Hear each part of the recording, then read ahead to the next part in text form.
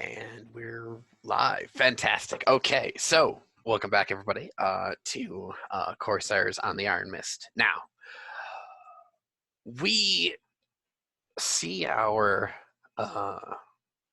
characters retreating from a derelict Tyrannian, looks like a raiding vessel of some kind, and you had you didn't have enough time to get everything that you wanted, but everything that you could, even if it was bolted down, and you could stuff it into the skiff that you were given, and you are quickly rowing away. Some hours later, through the thick sargasso that surrounds this side of the small atoll that you guys have taken refuge in. You're back on your side of the island, meeting up with your fellows from the Dawnthorn. The captain, Grimnir, a tall Arborian in his wide feathered hat, meets you on the beach. He kind of strides out a little bit into the surf and helps you pull the skiff up onto the beach. And he kind of gives you all a once over. Grimnir has always kind of looked upon all of you almost in a obviously a leadership perspective, but also kind of a supervisory, more fatherly or grandfatherly kind of way. Make sure everyone is all right. Silas, I believe, has contracted a bit of the sea brute's poison from the previous encounter, and for an Atean, he's starting to take on that pale pallor of his ancestral homeland. Silas has been out in the sun a while. He's got quite a nice bronze tone to his skin. Eh, Grant? Yeah, he does. Would you describe your character for us here? Well, Silas is a thin, tall Atean, who is normally, very bronze skinned from being out in the sun, but now, as you said, he is getting that deathly pallor going on there because he is indeed poisoned. He's basically just dying in the bottom of this skiff, laying down. Sweat is just drenching his blindfold. His hair is matted to him. He's not having a good time. Can you describe any of the hallucinations that he's been having? Being tripped out on this? They're not nice. I mean, he'll look around and he'll see his comrades, and for a second they'll flash, and they're just giant fish people who is going to eat him.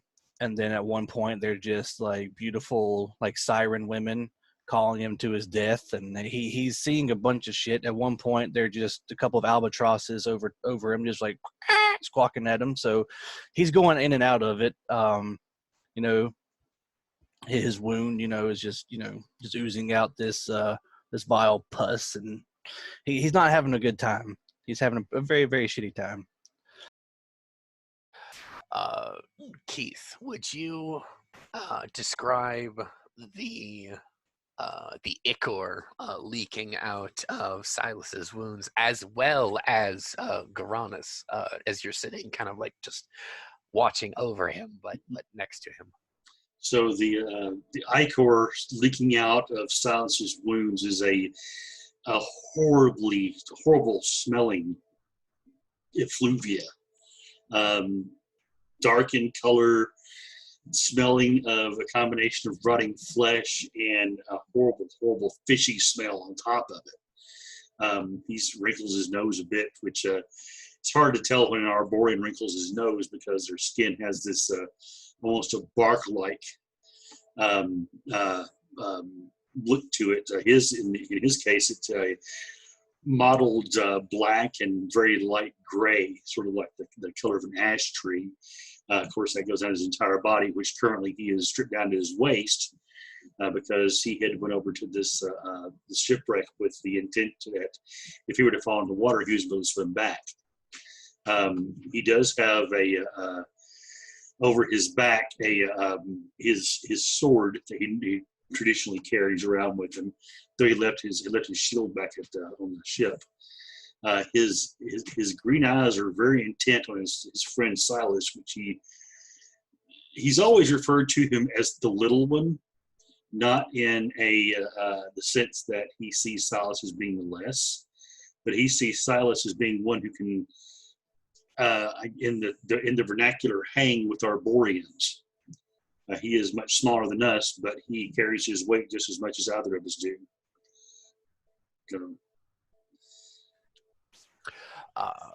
John, would you describe your character for us, please? Yeah, Etheridge is a large Arborean, not quite as large as Garanus is, but he's a bit younger. And he's where Garanus has a kind of mottled light and dark. Etheridge is pretty much all dark. It's like that dark kind of black oak, mahogany kind of look that goes really well with his mostly gold eyes. And he's a bit cut up here and there from some of his adventures, but it works for him. You know, they're stylish scars. Currently, he's a little sticky and messy from fish blood, and then also the large egg sac that he grabbed, and he's just kind of carrying around with him, and he's not really willing to put it in his backpack. He's like, nah, I'm not going to get everything like disgusting with this. So he's just kind of carrying this large group of fish eggs in his hands. So he's a little bit sticky, I guess, from that. So. All right. John, remind me. I had you roll a conditioning test when you looted those eggs previously, right? Yes, sir. You sure did. I did. And I don't remember what the number was, but I remember that I made it like just barely. All right. I wrote down a note here that you got a 16 on that conditioning test specifically for the eggs. All right, cool. The green slime that these eggs are kind of like coated in, and I've described them before as they look like well, each egg itself, imagine like the size of like a softball. Like that's each embryo in there, but there's a cluster of them like frog eggs, if you've ever seen those. And they're kind of like coated in this putrid, awful smelling green slime that now, as you're actually getting back to the camp, you didn't actually feel this initially. Holding on to these things, you start to feel that you have a tingling, burning sensation in your hands now, as you're actually starting to get a little lightheaded holding these things. It's not good, and you're starting to get a little lightheaded as well. That your skin starting to char is really what's happening. So you probably don't want to hold these things anymore, or put them in a container of some kind. That I can like, yeah, I was gonna say, is there a way like I may be able to like grab like a ceramic pot or something and put them in there and then like wash my hands off? Yeah, you can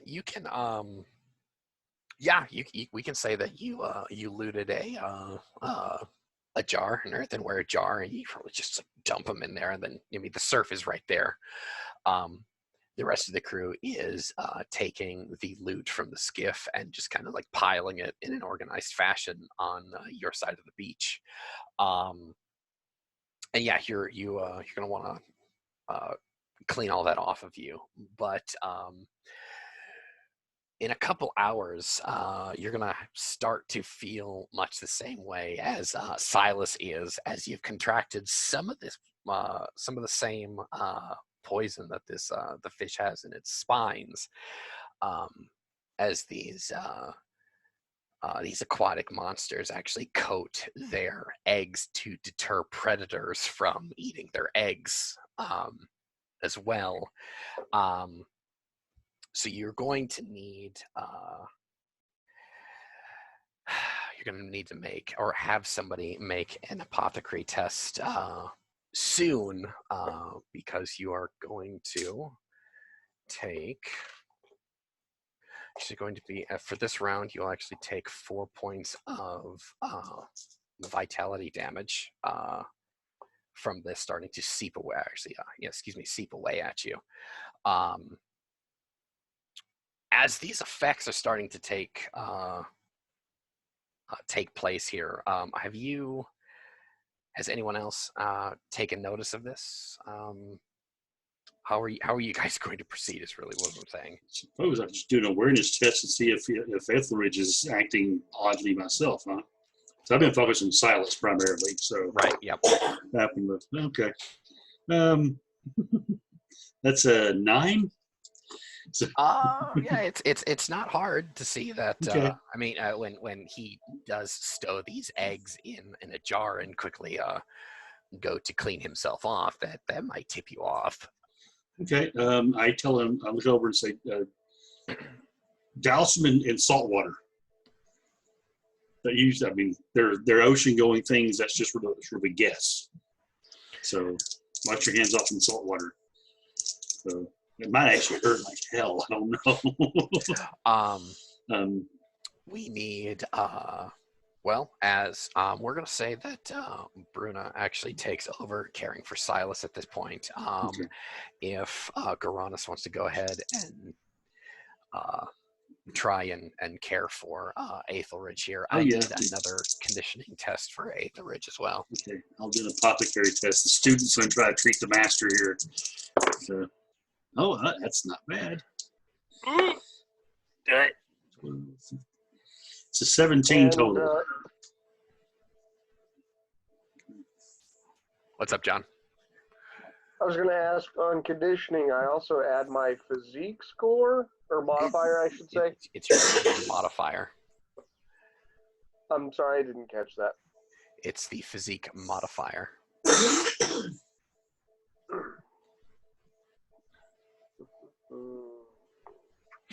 That'd be a 34. Okay. For conditioning. Okay, so you can stave. You can stave off the process for now. But what we're going to need is, do you have in Aethelridge's storage, his inventory, anything that would help for like an anti-venom of any kind? Did he prepare for any of that? No, he's got wine, but as far as a straight actual anti-venom, no, he doesn't. He's got bandages, but that's it. What's his vitality looking like right now? His current vitality is 15. Excuse me. Okay, that's after the 4 that you just took. Yes, sir. Oh, okay. All right then. Well, let's see here. We're gonna see if Bruna actually has an anti-venom for you. It's actually gonna put you on your ass. What's Garanus doing in this time? Let's see here. I'll tell you. He's gonna of course, once he noticed what's going on with Aethelridge there, so he went over there and tried to try to get his hands cleaned off. Mm-hmm. He got a 17 on his apothecary to sort of do that. Okay. So he's probably gonna be you can in water. clean the slime away. Yeah. Yeah, at least hopefully maybe him not taking as much damage from it, basically. So he's gonna do that. He's gonna I guess just take it and try to wrap his hands in clean cloth if he has any. Okay. And think if there's anything he could possibly help clean it even further, maybe just like get it made to put alcohol help. Pour alcohol over it. Does he need to urinate on his hands? Is jellyfish or well, is it jellyfish or stingray that actually? Jellyfish. Oh, it's jellyfish that you urinate on it for. Yes. Well, let me ask you this: would any of you know that urine might actually be a remedy in this manner? I learned whatever I know. Aethelridge taught me, so whatever he knows would be what I would know in that situation. Yeah, and Aethelridge does have sea lore, so I mean, maybe. Go ahead and roll for sea lore. Actually, how many grades do you have it? Just one. Oh yeah. Yeah. I mean, hey, you can try it.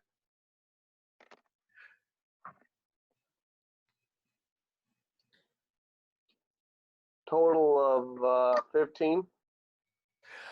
Yeah. On your time, actually, excuse me, your time on the sea here, you could certainly have picked that up from one of the sailors that you've been traveling with. So, Garanus, let's go for some passing some water, my friend. Okay, should I do a conditioning check for that, or would it be athletics? You don't have to roll. You have to roll for it. You Yeah. just pee on it. Oh yeah. He whips that and just pees. So there's a slight woody smell to it, a little bit herbal. Yeah, So. that might feel great. Yep. Your pride might be a little damaged having somebody pee on you. Oh, But yeah, for now, you should be fine. With sometime later this evening, I'll actually have you roll another one, and if you failed that, the poison will still be in you. But if you passed, you should be able to recover in a few days. At one point in all of this, Silas has the pleasure and or discomfort of having Bruna actually pee on him, which would have been he got stabbed in the arms and the chest, I think. I don't remember exactly.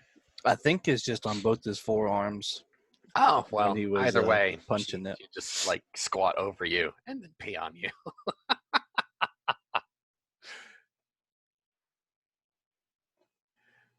I mean, it is what it is, I guess, right? I mean, fuck, not high on his list of experiences, but hey. So the captain and the first mate, as well as Brahm, your quartermaster, are going over the loot as two of you who are slowly recovering from your poisons kind of like look on. The captain shoots a look to Garanus and says, so what's happened to this lot here? He kind of nods to your two companions here. Well, you see, there was this big fish thing with spines guarding the whole wreck, and well, we had to kill it. These two fellows, Silas there himself actually launched upon this thing like with a mad fury I haven't seen since leaving my homelands. And well, these spines apparently had kind of poison in them, and he got pricked by a couple of those, resulting in his current condition. Aethelridge, I think, got it because he wants scrambled eggs. He got some of the thing's eggs out of one of the rooms in there and carried them out with his bare hands, and I guess it had some kind of poison on that too. So other than that, the loot and such we got, it's the best we can get at the moment. It has a mate too, so I'm expecting a thing to swim over here at some point and try to take revenge. Yeah, so the captain just he stands there and just kind of the more you're describing this, seemingly the more annoyed and a little more pissed off he gets, and he shoots a rather dirty look to Aethelridge. He says, "And now, where are these eggs?" Aethelridge would say that he had just taken the eggs to Bruna Where are they? in an earthen jar with Bruna. Well, the captain is going to, he'll just go on the ship. He'll go and retrieve them, and bring the earthenware jar back. You actually set that in your lap, and he points back to the wreck and he says, "Go put them back."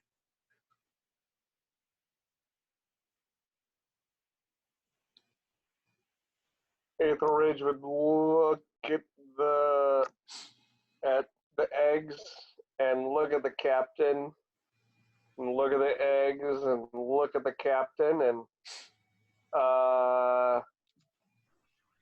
of course, Captain, I'll help you. and would go. No, he will No? do it by himself. Well, he had help bringing them. Not to, cause any waves, Captain, but he has been injured and poisoned, so I wouldn't want him to get out there and not be able to roll back and get devoured by whatever eats those things. Oh, that's his own damn fault for looting some poor unsuspecting mother's lair. Well, begging your pardon, Captain, we sort of all did. Yes. That's your captain's order. Fair enough. But he'll be putting them back. I guess.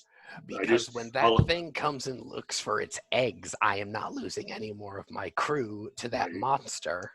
I agree, Captain. Just beg your pardon, might I row him over there and row him back? And that's all you'll be doing. That is all I'll be doing.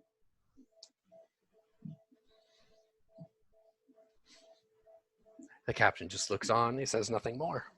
All right, I'll hop up and help Aethelridge in his weakened state into the boat, and I'll hop in and launch it and row it over there. This is going to take a better part of the rest of this day as you go ahead and do that. The next scene, we'll open the curtains of the stage back up as your skiff bumps gently into the side of the pitched Tyrannian there. The floor is yours, gentlemen. Just toss him up there. I'll tell the captain you put him back. Aethelridge is he'll go back into the captain's cabin where he got him from, and he'll kind of pour him out of the earthen jar. He's not going to touch this egg sack again. That was not good. So we'll just kind of pour him on the floor and leave the earthen jar and just kind of scurry back to the boat.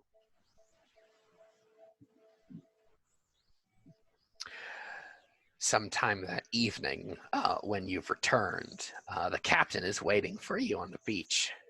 And he says, now what you'll be doing is we'll be getting you some new clothes, and you'll be leaving your clothes and your kit here because you reek of that egg sack, and she's going to be swimming after us. It is true. And yes, he is kind of publicly humiliating you, but he's making an example. So he's got the rest of the crew actually standing up there watching you, and he says, strip.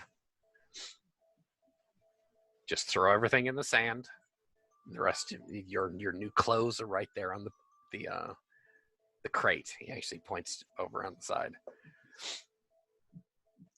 The rest of you is going to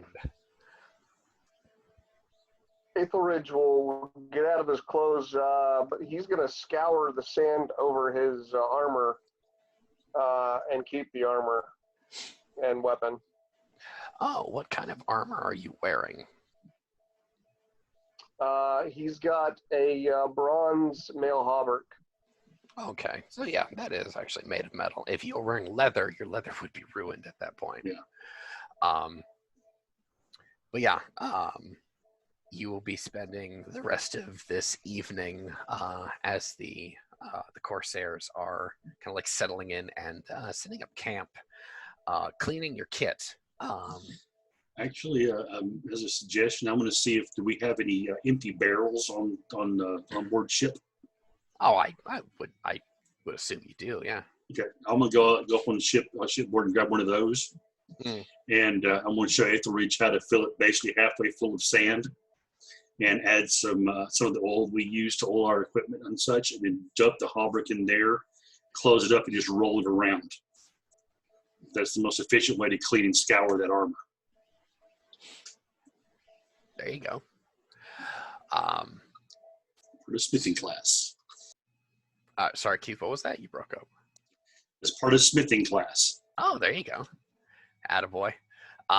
So sometime around about 10:30 that evening, you've set up a few tents actually on the beach there. You guys are taking some time off and actually sleeping on dry land while the ship is calmly at anchor just in the deepest part of this lagoon here. So she herself isn't beached. You have a little bit of downtime until the day after tomorrow when the Blackhearts come. What do you guys plan on doing for this evening? Well, Uranus normally would take the time to, he's going to gather some clean sand for one thing, because he uses that and such to help cast molds and things like that when he's working with his bronze. So good clean sand is always hard to come by. But after that, he's going to go light on the grog and probably help with doing some fishing if there's any fish around the area. If the rest of the crew are looking for that kind of stuff, but once it gets dark, plenty of that. Oh yeah, but once it gets dark, he's gonna position himself over on the Sargassum side, and he's gonna watch the water. He's got a sneaking suspicion that we might be getting a visitor tonight. All right. On the compass rose, that would be the northwest side of the atoll. Like, if this is a crescent moon shaped patch of land, it's on the outer curve. What's Silas been doing for most of this evening? It's been about 7.5, 8 hours. Resting. He's still, in and out of his stupor. This toxin-induced hallucinations he's been having and all that. So he's just trying to fight it off. He's trying to just weather it out and not, lose his mind from seeing all these strange creatures about him. So he's been just taking it easy.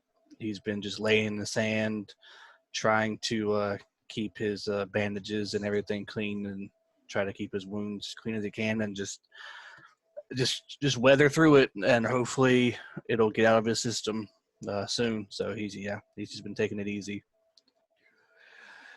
Bruna lets you know that you should be vertical and able to move around by morning or sometime in the middle of the night.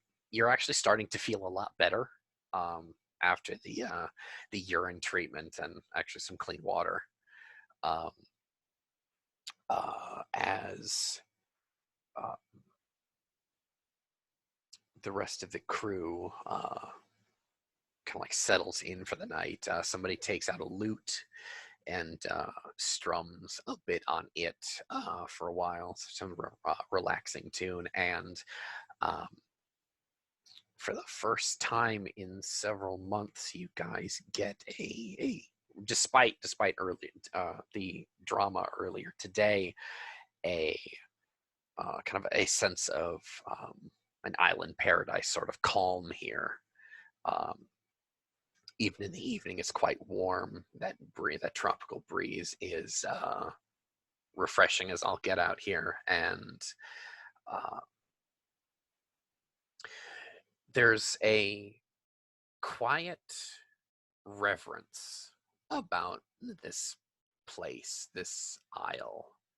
You can't really place your finger on it, but there is some otherworldly reverence here. If you guys have any grades of corruption on you, you may reduce it by 1 the following morning.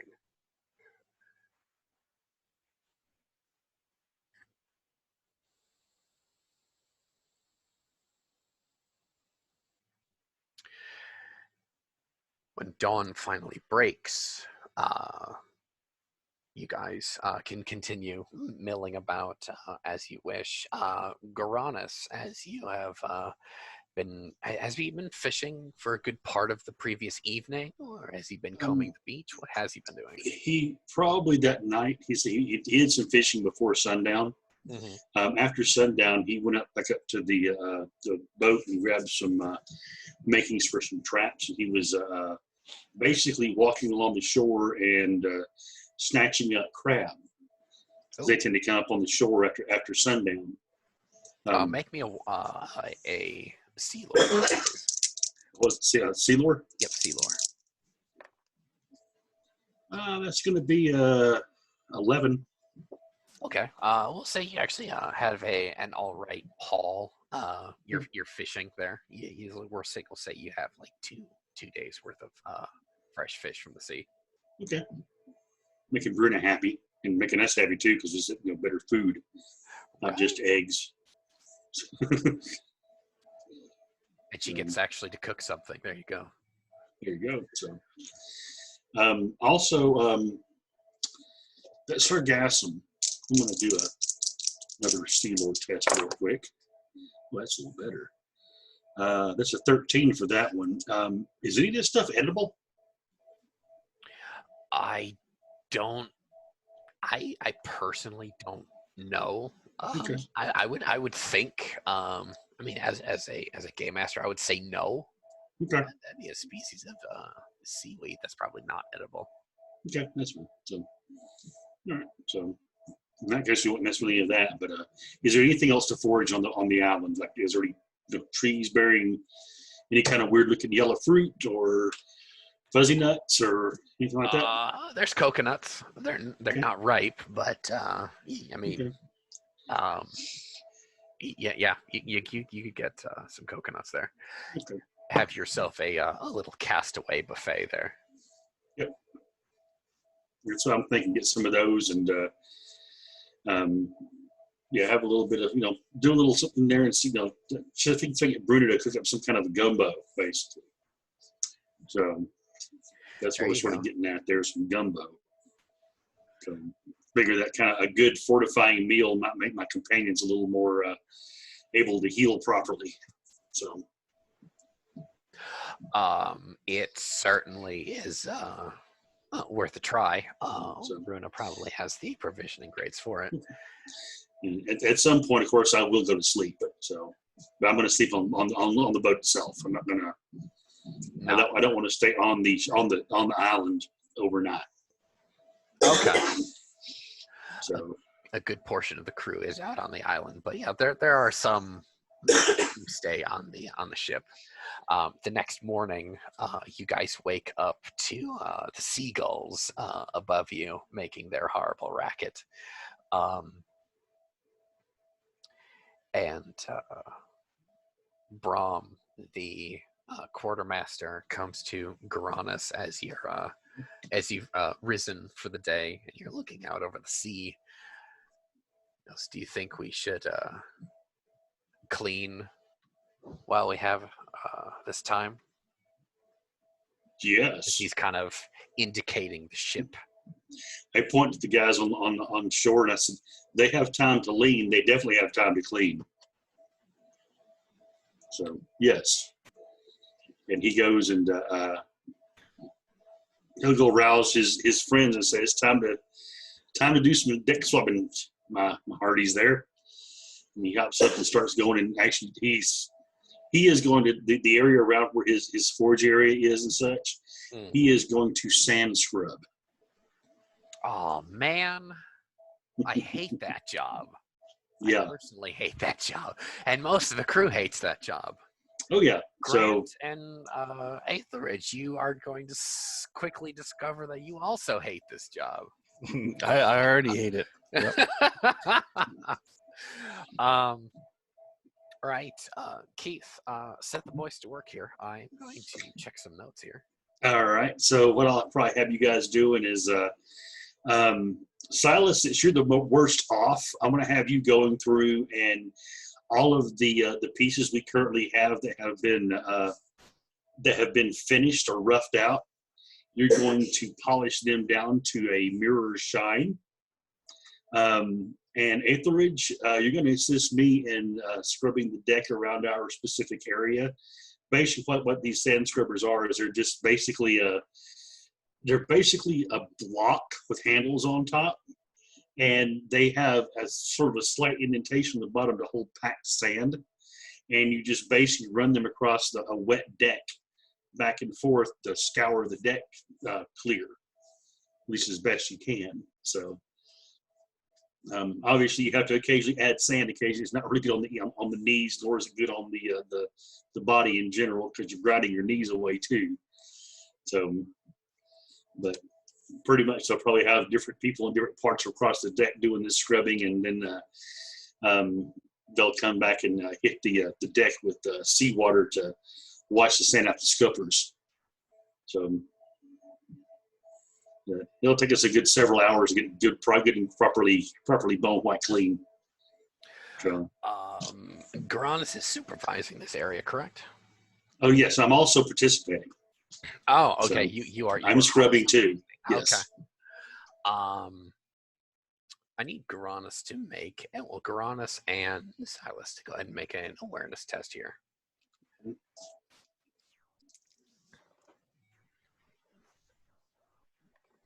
Sometime this afternoon, you'll actually notice this. 19. 1-9. 1-9. Nice. You actually do see it. Fantastic. 24. Okay. Okay, Silas is the first actually to notice this. There is out in the Sargasso. You didn't notice this part before. There's kind of a rocky, almost like a tidal shore section of this atoll, way out there, but some few hundred yards off to the side of this derelict Turanian, rocks jutting out of the sea there. And you see this enormous, hulking, fishy mass out there crawl out of the sea there, and it just sits there perched on these rocks, just looking down into the sea. And this thing is, from the distance, it probably looks a little bit bigger than the one that you killed earlier. It's not looking in your guys' direction, and it's a good, like, 1.5 miles away, but it's a beast out there. I will immediately alert everyone in my vicinity to the fact that this creature is out there. Hasn't seen us yet, but I mean, it's just a matter of time, and things fucking huge. So I will let everybody know so that they are aware that that thing is out there. And so we can keep an eye on it just in case it decides to pay us a visit. Keith, you're muted there. I'm going to suggest that the ship's engineer arm our arbalist. Or do we have an arbalist in the ship? You have a ballista. A ballista. Yeah, armed ballista. And I do mention the fact that I have some bolts I brought over from the derelict Mhm. that are a little better than the ones we have on board. So, Braylon is your guys' gunner, but he doesn't say anything. He just nods and just quietly dismisses himself to the brig. okay. All right. I'll keep an eye on that, but I'm gonna keep working because if you're gonna do a job, you're gonna finish it. And I'm gonna occasionally sort of pop my head and watch over that way. And I'm probably gonna. Do we have a younger crew member nearby that I know really wants to slack off badly? Yeah, you probably have some shitty kid that you picked up. Yeah, I'll grab what's his him. name, Keith? I don't know. Darian. That's a Yeah. good name for him. Darian. Type that in real quick. Shithead kid. Yeah. God. Darian's Darian was a street kid we picked up back at Farpoint. Oh, damn it. Okay. We didn't even know we did it. He actually basically stowed away. Oh. But we found him and we put him to work. So I'm going to have him go up to the crow's nest and keep an eye out for this thing. And if he sees it coming closer to the ship, to give us an alert. So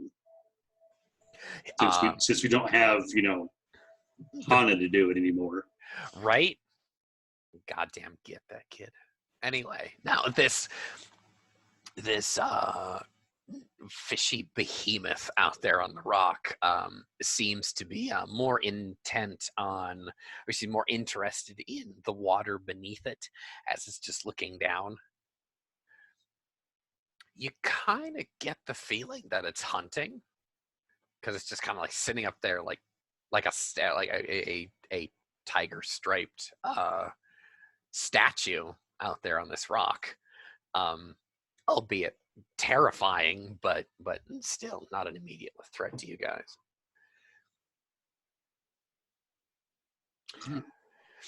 So cautiously keep scrubbing until this thing is clean. So I'm sure we have soot marks and scorch marks all over the deck around our where we build our fire, because you're going to have coals that fall out. Right. Now, a few hours later, as you're keeping an eye on this aquatic predator, Silas, you look up, nervously look up, just to make sure that that fucking thing is still there, because you might be developing a phobia of the ocean for this sort of thing, and just a little bit.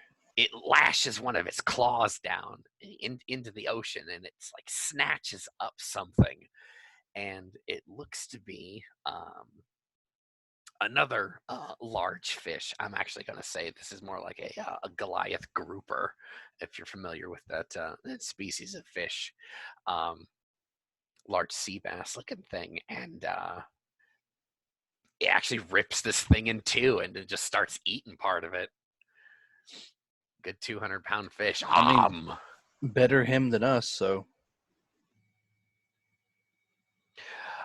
Sometime early that evening, late that afternoon, when you've finally gotten done sand scouring the deck, this thing disappears into the Sargasso and swims off in a direction you assume away from you. We hope. Can you imagine that thing being out there when we're out there running by ourselves there afterwards? That thing was massive. The better the creature, the better the kill. The better the kill, the better the trophy. Hunting in the forest, I definitely think that way for the plains. But out here on the ocean, you just can't see it coming. And sometimes these things have mouths big enough to swallow the entire boat whole. So, worries me sometimes. When it is my time, I will go. Though, hopefully not for some time. Hopefully not. What do you guys do that evening when you guys set your lanterns many of the crew is after today choosing to sleep on the ship as well, actually, instead of sleeping on the Isle. Wow. I'm going to try some of that gumbo I'm pretty sure Bruna has made by this time. Oh, it's And, been smelling fantastic most of the afternoon.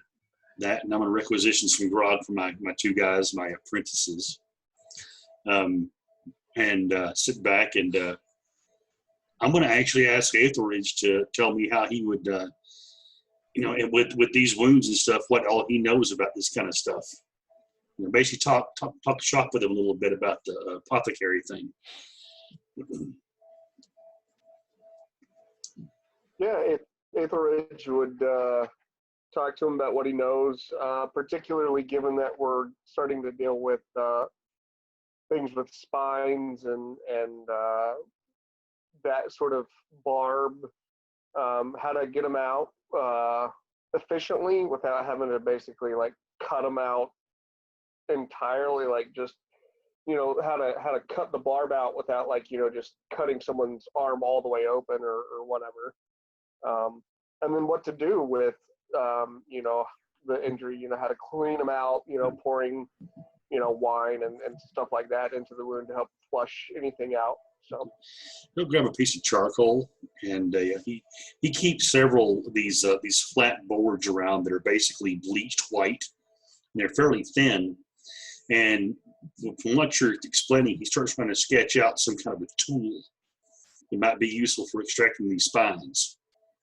And goes back and forth with you about that until he gets a general idea. I'm going to do a smithing check real quick, see if he can actually pull it off. And he sketches out this thing that almost immediately, Aethelridge, because I rolled double ones, won't work. And so yes, I rolled double ones there, Rafe. Oh, well. So, yeah. Lose 3 levels. Okay. I'm kidding. Yeah, as soon as Aethelridge looks at that, he'll be like, no. 6 points of emotional damage. Yeah, right. But, his pride. Yeah. You drew a spoon. Yeah, it's just for some reason he just can't seem to get his hands. Probably because he's been sand scouring all day. His hands are probably knotted up from the strain of doing that. He just can't quite get the what he wants on the board. So after a little bit, he just gets frustrated and says, we'll figure something out later. So. And then at the appropriate time, he'll probably just curl up and go to sleep there next to the forge in the forge area. So awesome. Too nice for not to be inside. And not having to work like a dog the way the captain has you guys. The night passes relatively uneventfully. You thought you heard some hulking beast out in the middle of the night walking the beach, but nothing harassed you. You wake up the next morning and you do in fact see the tracks of some enormous bipedal thing just paid a visit, but more or less this shadow passed over your door and left you be. There is, you discover, we'll say Silas discovers there is a set of claw marks on the side of the ship where this thing possibly put a clawed hand on the side of the ship, maybe as an exploratory feel if it can get purchased and climb up, but it possibly thought better of it in its animalistic cunning and just passed on. Regardless, I'm going to tell everybody, like, holy shit, this fucking thing's going to come up here and eat us all in the middle of the night. So, maybe increase the patrols or something. Increase the night watchman. It's already clawed the ship. If it wanted to, it could easily just scale over it and grab one of us and take us into the deep. So, he's kind of freaked out. So he'll relay that to the captain and everybody, and try to get some food because he's starving now that his strength is back in him. He needs some sustenance. So he's gonna eat, but he's gonna keep an eye.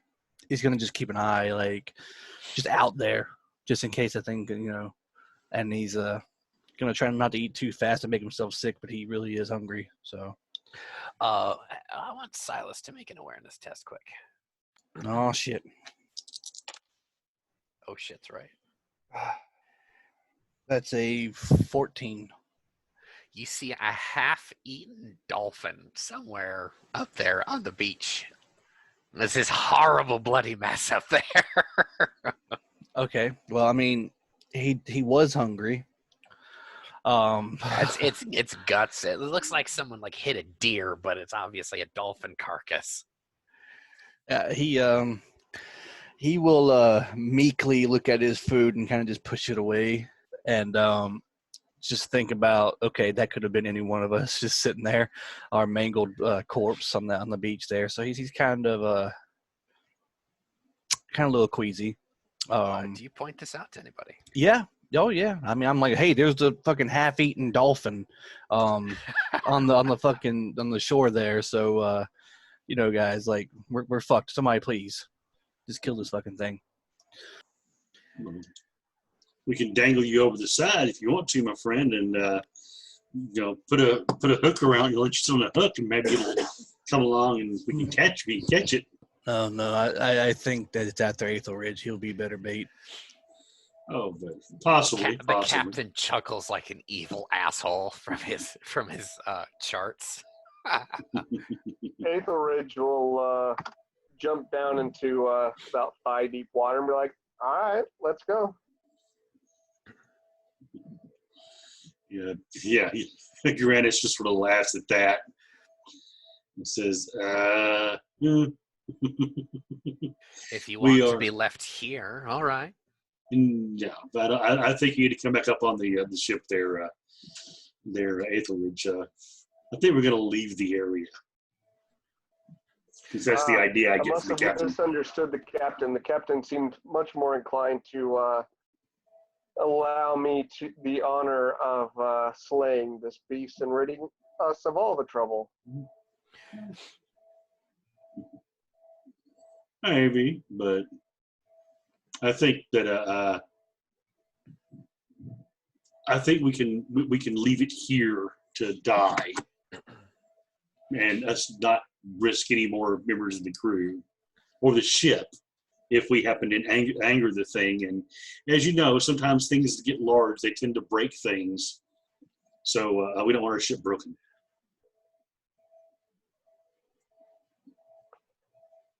It's about a few As hours the captain after. wishes.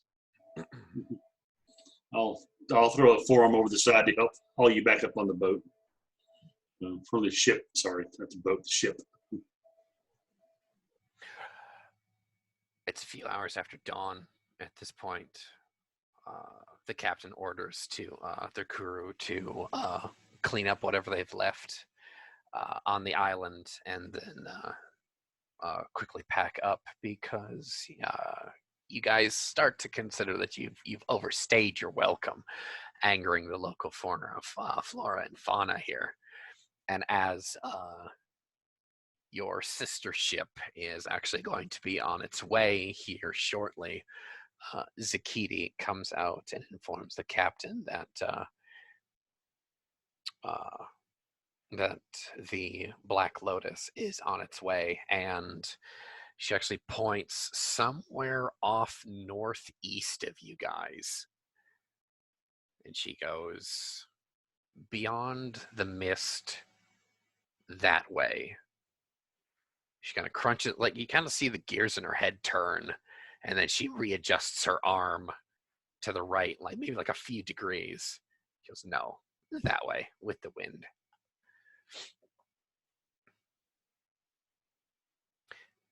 The captain barks to the rest of the crew. All right, boys, you've heard the lady. Let's go. Okay. Start stowing the gear we've had out, get it all secured and ready to sail, and then pitch in with raising the sails, since I guess we're going with the wind at this point. Yep, Silas will help get everything ready to go. All right, I'm gonna set this next scene up for you guys. You guys role play amongst yourselves. This is gonna be good. So, as we're putting the things together, I'll make sure that the weapons and such, or I'll tell the guys, make sure weapons are at the ready, because that thing could still wind up trying to get a snack.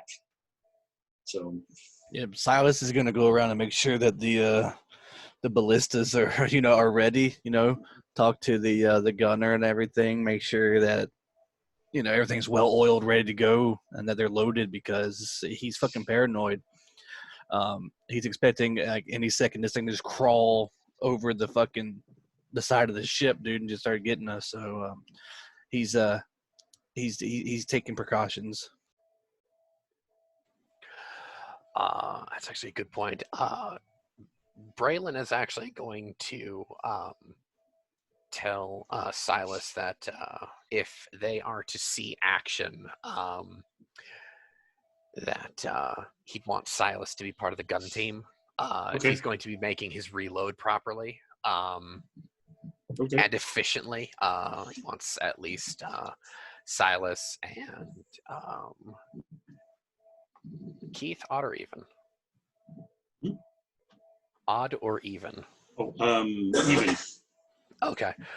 He's actually going to ask Garanus and Silas to actually be part of his reload. Okay, that's fine. So what you've got is a gunner and 2 loaders there. Okay. Within that hour, you guys are setting out with the wind. It's actually a beautiful day for it, with a 45-degree wind coming from the west. A 45-mile-an-hour wind coming from the west. On the west, you see that there's probably a tropical storm somewhere off on the just beyond the mist there, as you guys are slowly climbing north. A few hours in that direction, along your route, Zakiti has plotted for you some months prior. You guys do in fact see a ship, an armored sloop, as what it looks like. It's a for Garanus, being the longest member of the Dawnthorn here, you see, when you look upon this ship, it's a sloop. That's the style of ship that it is. It's a Turanian sloop. It sits close to the waves, but it has been heavily modified and heavily customized. It has a bronze rib cage. It has 2 lantine-size sails, as well as 1 foresail that is 1/3 the size of the 2 before. It has no oars. This thing is very narrow but stable, and you can tell this thing can move when it wants to. And on the mast, the primary mast, the tallest one, it has a flag. It's a black flag. It is flying a combination of the Henry Avery flag, as well as the Thomas Tew. So what it has is a skull and crossbones on a black field, with the skull actually looking to the right, as well as a sword, an arm kind of like flexing the bicep while holding a saber, and the skull is looking in the direction of the saber. So these 2 symbols are right next to each other as this banner is flying. And you don't need you don't need to be told. This is the Black Lotus, and she's making some damn good time towards you. She's actually flying at full combat speed is actually what it looks like. This may or may not be distressing to you. Seafaring check on that flag. Is that a specific flag intending something? And that would be a 13 on the seafaring. 14. The Black Lotus is hunting, we'll tell you that much. Okay. That means that's a flag that announces piracy, right? Oh, yeah. Okay. Um, You wouldn't fly that if you're approaching a friendly vessel, right? no, that's not something you want to be flying. It is just on this side of the mist. So it's out there on the horizon. I'll yell back toward the command deck behind me, Captain. She's flying. She's flying pirate colors. The captain looks up from his table and he shoots a look to Zakiti, and she actually kind of like jogs up, actually down from the command deck over to you, and she just kind of like looks at you like, where? I'll point it out. And she actually looks out there, and you actually see her like mutter something under her breath. You see her lips move, and she actually looks out there, and she looks at you with a very concerned look, and then she looks back up at the captain, and she says something in her native language, and which makes the captain's eyes go wide, and the captain gets his game face on. He says, "Garanus, go down into the brig and get the colors. Let's show these guys who they're picking a fight with." As you go ahead and you turn, just out of the mist come two other Tyrannian vessels that are actually giving chase. As I turned to go down below, I took the Silas and Eldridge, and I say, "Get your kid on, boys. About to have a fight." So with a big grin on my face, and he heads down to pull the colors, tosses them to the bosun, and then starts getting into his kit, his full kit. Yeah, as the rest of the crew starts dressing themselves for war. Yeah. Now, there is the bosun of the Dawnthorn quickly gets out a rowing drum, and he starts beating it with the rhythm, actually getting you guys into rhythm. You guys quickly pick up speed, and the captain goes ahead and takes the colors from Garanus and actually holds it in his hand. And you have in your hands the Calico Jack is what you're holding. Okay. And he just kind of like smirks, the way you have not seen a look from another Arborian like this since you left your ancestral homeland. And Arborians know what the game face is, and he hands the colors back to you, and he says, "Would you do the honors then?" I will. He goes over and attaches them to the rope for the pulleys to run up the main mast, and then he with a bit of assistance from probably the bosun, because that will be his official job, would be do this kind of thing. Runs it up the main sill to where it's the very top, and catches that wind over the front of over the sails there, and snaps out, pointing directly ahead, with the winds pushing us there. As you guys slowly come into range there, you see the trio of Tyrannians, one being part of your party, really, into view. They're both the two enemy vessels. The Tyrannians there are they're not sloops, but they're just slightly larger, maybe like a brig of some kind, but not a war galley or anything like that. It's a lesser pirate vessel.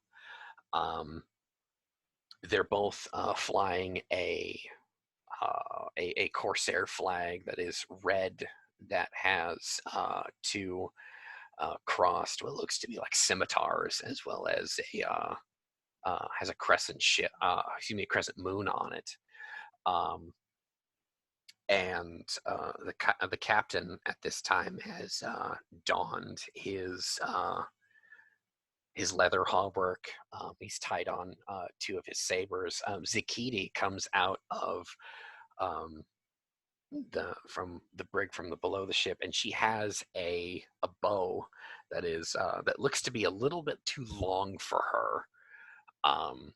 But she has kind of a confidence with it, has a bounce in her stride, as the captain kind of shouts to the rest of the crew, "All right, boys. This is the first time we've actually had combat with the so we're testing out the naval combat system here for On the Edge of Shadow. So I'm gonna have Grant, would you actually roll the reaction test for the Black Lotus, and Keith, would you actually roll the reaction for the Dawnthorn? John, I'd like for you to roll a reaction for the enemy formation there, and I will tell you what their modifiers will be shortly. Okay.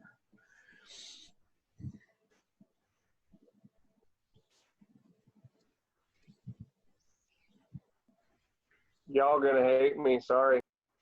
What'd you do? What'd you do? Come on I'll now. post a picture.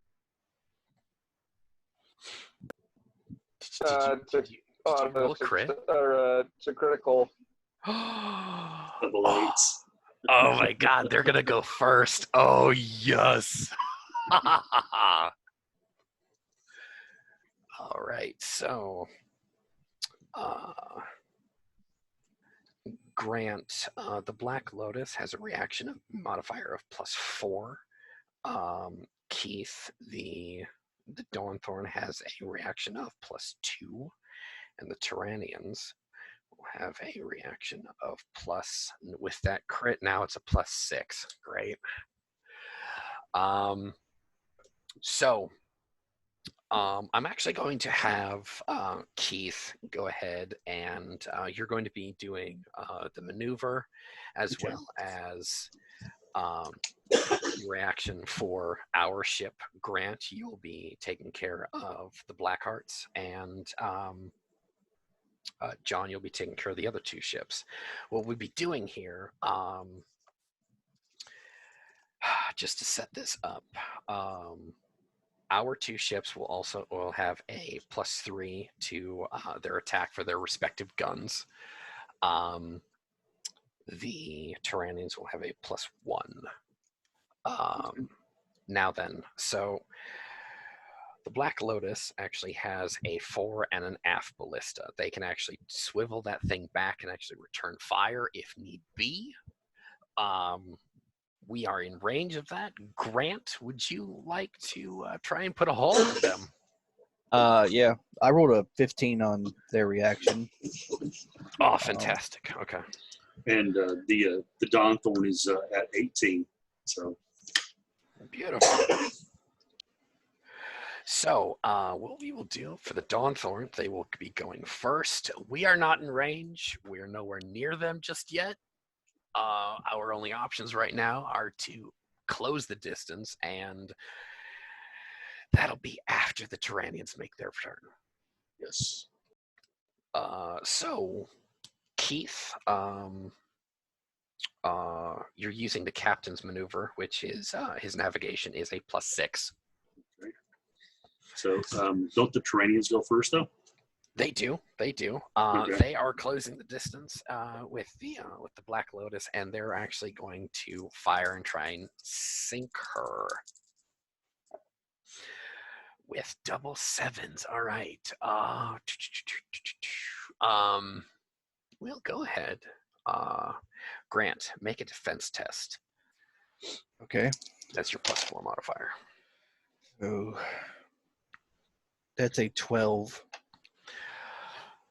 All right. So, can you describe for us what a Tyrannian ballista bolt does to the pretty backside of the Black Lotus? And can you tell us and describe for us the visage of the first mate, please, as you do that?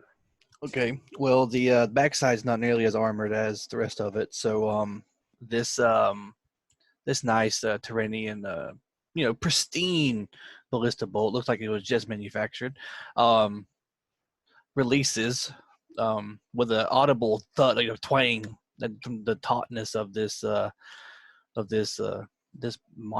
monstrosity of ballista, and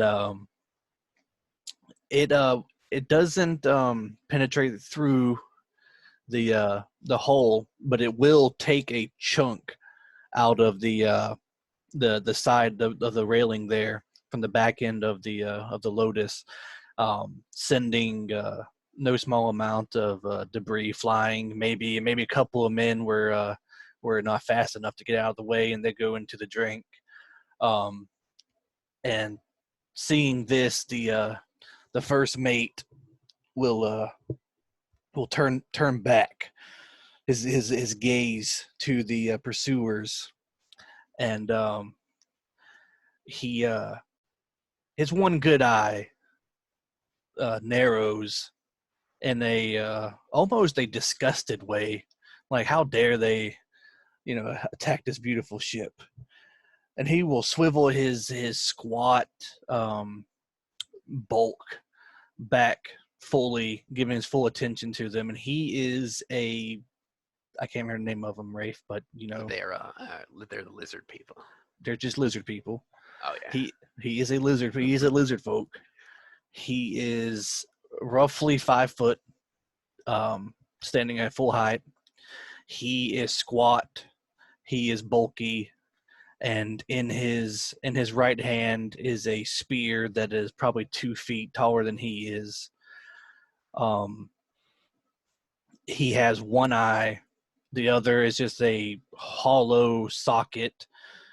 He wears no eye patch. It doesn't cover it up. It's just a black hole where his eye used to be, and the other eye is narrowed, and instead of the traditional features of these these lizard folk, he has, instead of a traditional mouth, he has a almost snapping turtle like beak that has a deformed growth or a or something, but he has this beak that is jagged and sharp, and he kind of clacks it together and clenches his jaws, and he slowly forms a somewhat of a smile. You can only guess that this thing is trying to smile, and he just smirks back and looks at these pursuers, and he just smacks his spear into the deck, and the gunners will swivel around and get ready to return fire.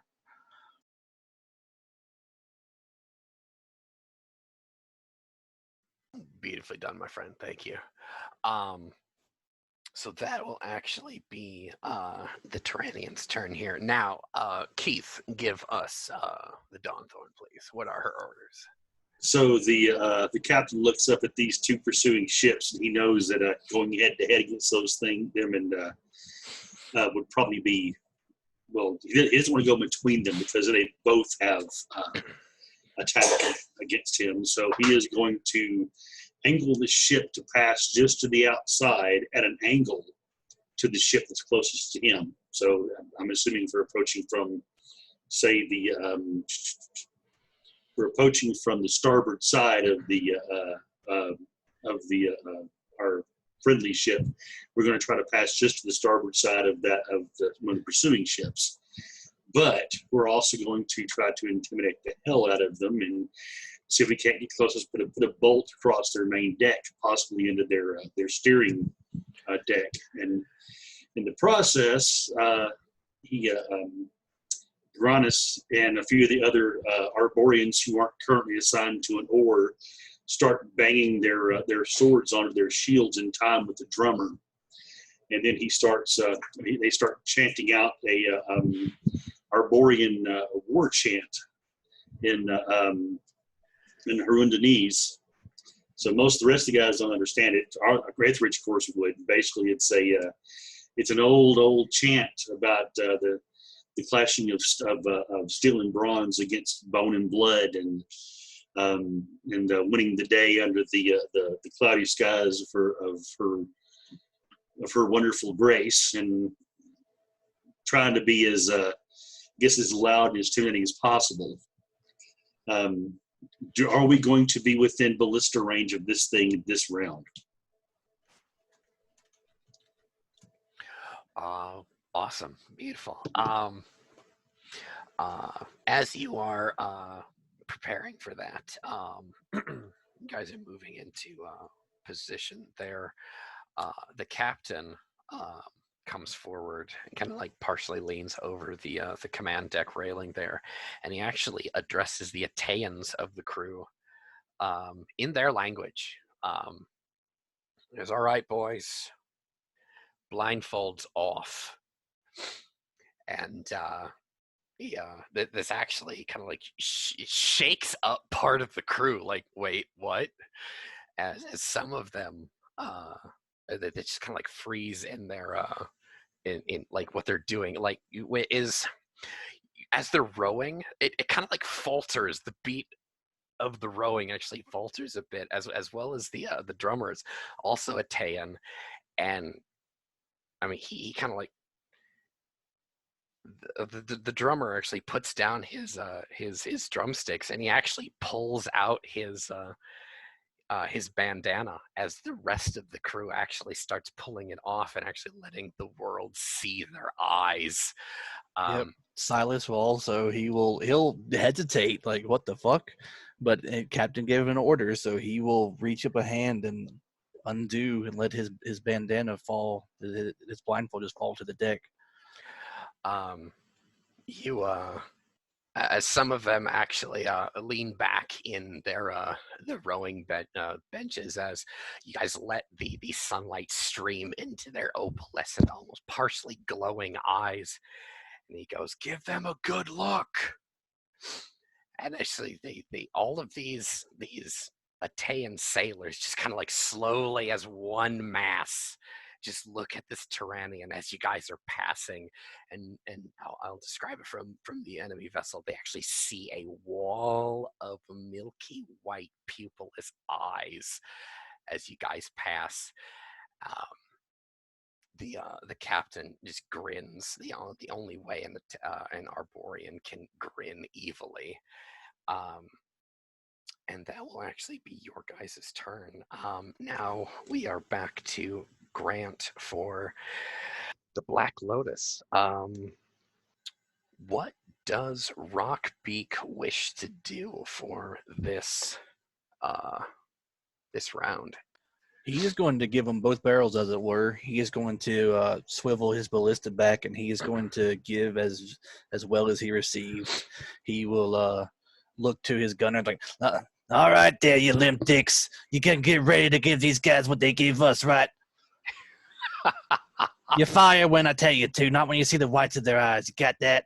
And he'll go and he'll waddle over to each gunner, and he'll smack them with the shaft of his spear. Like, all right, get ready. And he waits and waits till they get closer. They're closer, and the gunners will start twitching, and he's like, not yet, not till I say so. And they'll wait, and they'll look back at him. He's like, don't look at me, look at them, you dumbass. And he'll just wait, and he'll wait, and then they're so close that they're about to ram him. And it's like, all right, fire!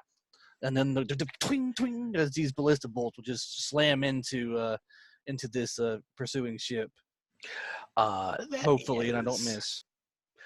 Yeah, roll 2 attacks there. You have a +4, and I'll let you know if they actually hit, and we'll roll damage then. That's a 11 and a 13. Yeah, both of those hit.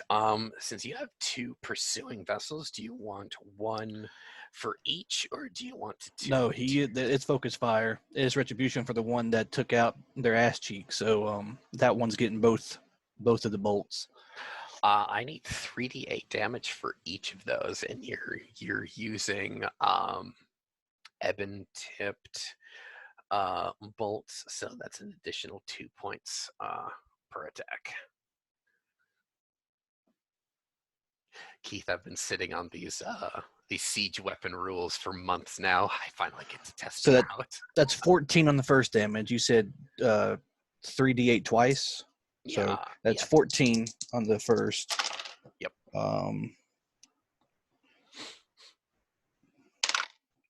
That's 17 on the second. Oh my gosh. Okay. That leading ship is looking pretty worse for wear. You can describe for us how she's floundering. That is a crippled ship that you have there. So he waited until they were damn near in ramming range, and the first bolt from the ballista that is on the ass of the ship, instead of trying to penetrate through the hole, there's no velocity. He has them aim at the actual crew, and when that ballista bolt releases, it tears through all the deckhands that were on the fore of the ship. It tears through. It takes a chunk out of one of the masts there. It barrels through and hits right at the base of the actual the wheel there, sending people flying left and right. And as they are scattering from this, as the deck is sort of like, it's like Superman landed on this thing, like a comet hit through the top of this deck there. The second one will fire and actually hit through the I'm not good with nautical shit, starboard, fucking port, whatever. It will hit through the fucking. It's okay.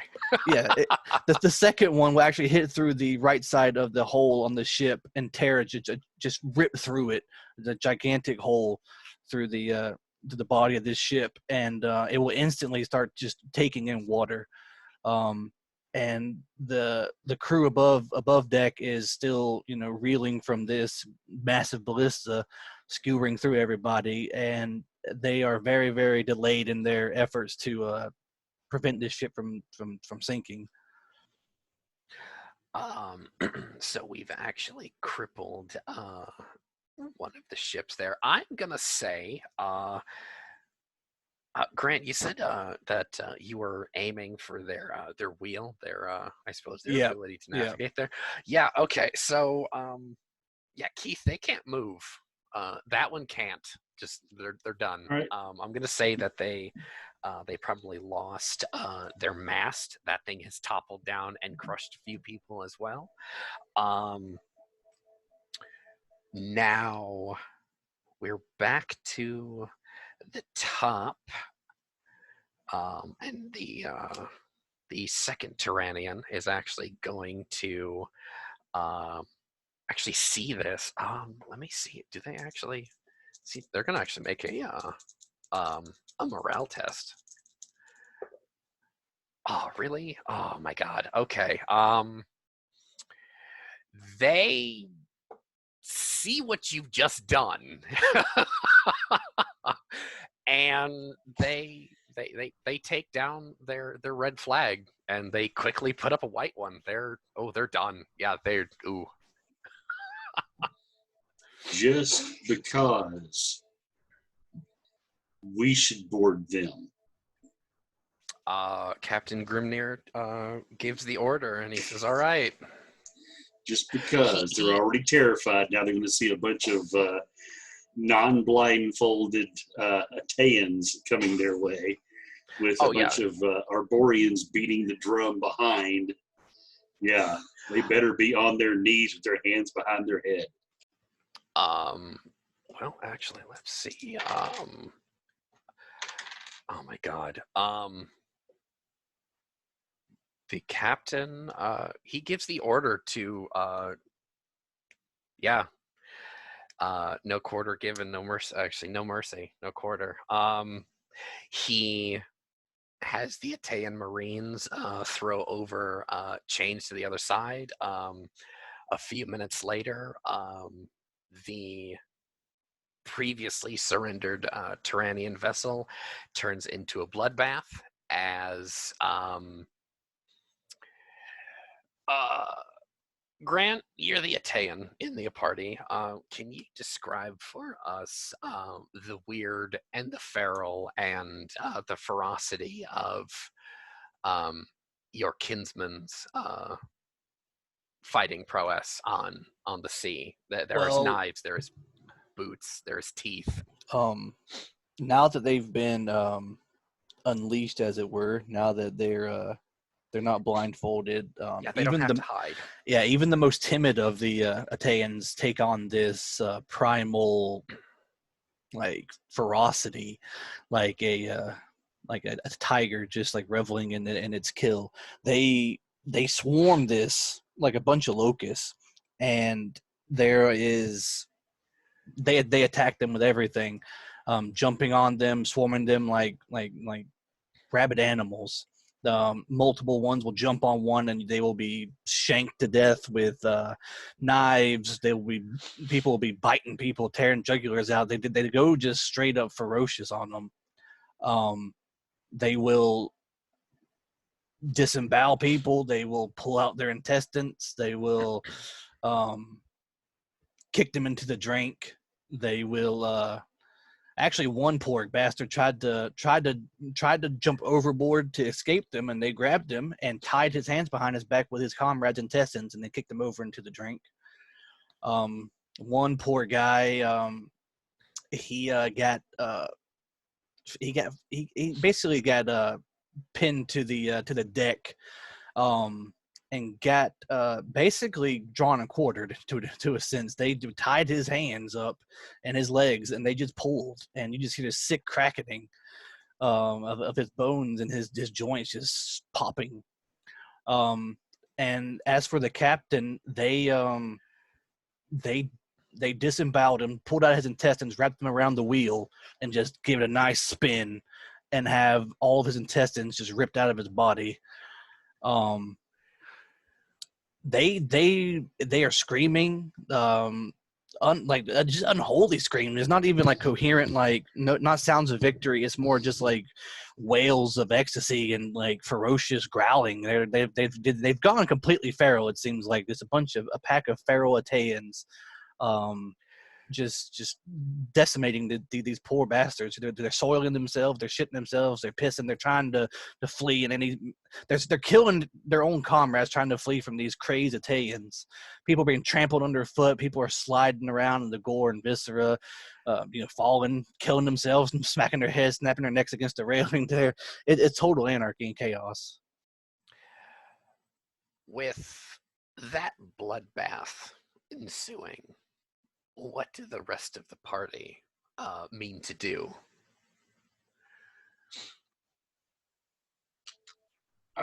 Grant has to be looking on in horror. These guys had surrendered to us. He looks at the captain with almost a confused look, like, what the hell are you doing? They surrendered. And he's not going to question the captain openly, but it's going to be he's going to shake his head and sheath the sword, because at this point he's like, this isn't warfare. This is slaughter.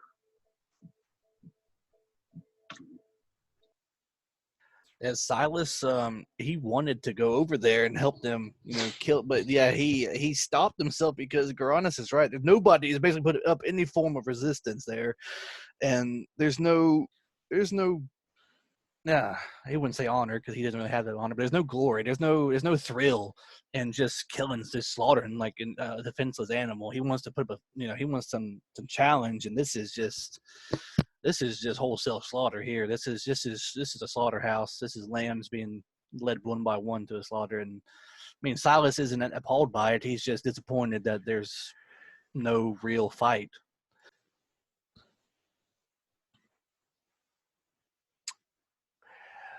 What is Aethelridge's opinion of the bloodbath that has ensued?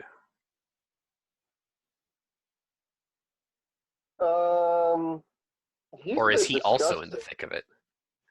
No, no. It's a bit kind of like what Silas was. It's one thing to fight a foe, and the honor of combat, not necessarily the glory of combat, but the honor of combat. Um, but he'd have no part of this, and if any of the other crew made it to him, Aethelridge would hide him behind him, and he'd just be like, I'm not, no, I'm not having any part of this. Kind of, he wouldn't beckon anybody to him, but he's like, no, I'm not taking part in this. It's wrong.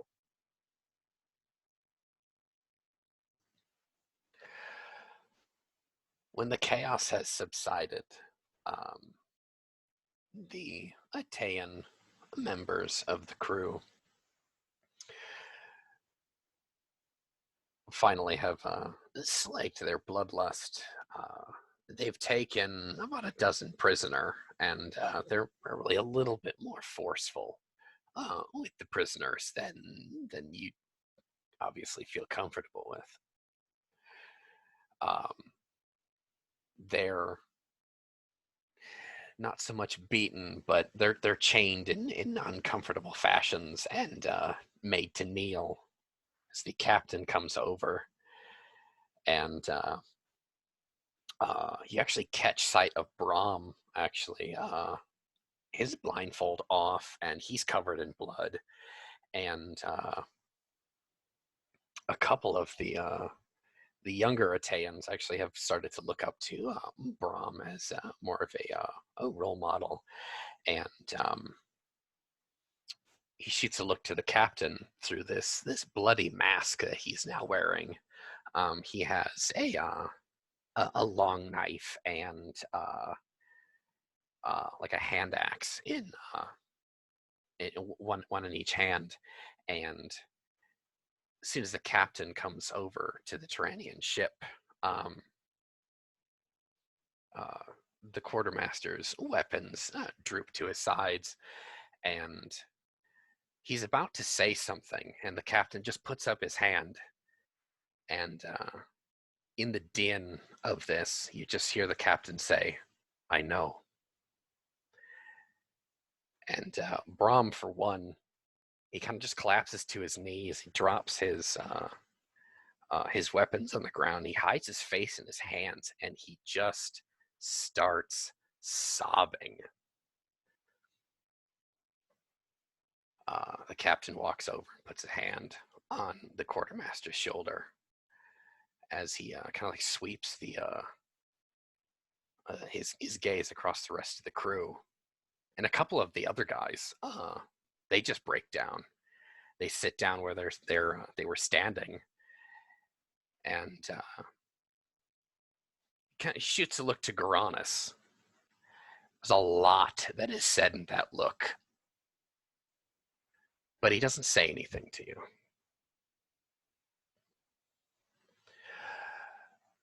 What I'm going to have for you guys, I need you guys to make a corruption defense test here. All four of you, this is spirit-based. Got a 10 there.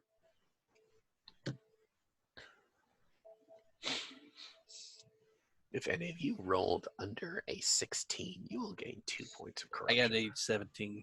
Okay. All right. Silas, you're able to stave off the horror here. Shot of corruption. And That'd be John, a sight. John, that is I'm not going to make you roll for it, and I'm just going to say yes.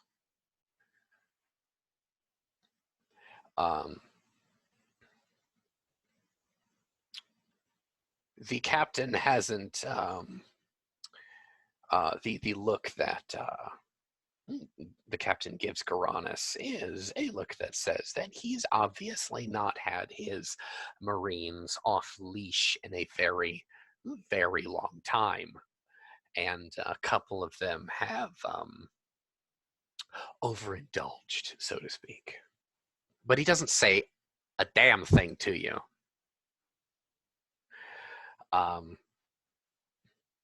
He just looks at Silas and kind of growls a command. Go below deck. Take 2 of these lads with you, to the younger Ateans. Don't kill anyone. Just bring them up here. All right. I will grab these 2 youngins, and we will go below deck and look for anybody we can. As Silas is doing that, Garanus was the only one who actually took corruption at this point. We are good portion of the okay. Keith, would you give us a soliloquy of Garanus? What do we see of Garanus's heart and mind in the wake of this? As we approached the vessel, he had thought, oh, well, we have ourselves an easy victory at this point. He's thinking that what we'll probably do is take the ship, tie up the crew, see what they have that's useful below decks to probably dismantle their ballista, and that we normally would do with any other ship we'd take in that situation. Offer some positions to some of the crew if they wish, and take the others and drop them off the island behind us, and either sink the ship or tow it with us. What he was not expecting was what happened. The captain ordering the Ateans of all to take the ship, and he had seen Silas in his work when he killed someone and the taking of the heart and such, and he thought that was a bit quirky. But to see that many Ateans literally butchering a crew he was trying to surrender, it brought a sickness to his heart. He's very much he's very much a man of honor and a man of courage and loyalty. So he's not going to be he's not going to turn his back on his captain for this. He is going to question why it happened, and he will at some point want an answer. But at this moment, just seeing that needless slaughter, it actually brings a tear to his eye. To see an Atean whose honor has been brought so low in his mind. And he shakes off and says, there must be a reason. There must be some reason.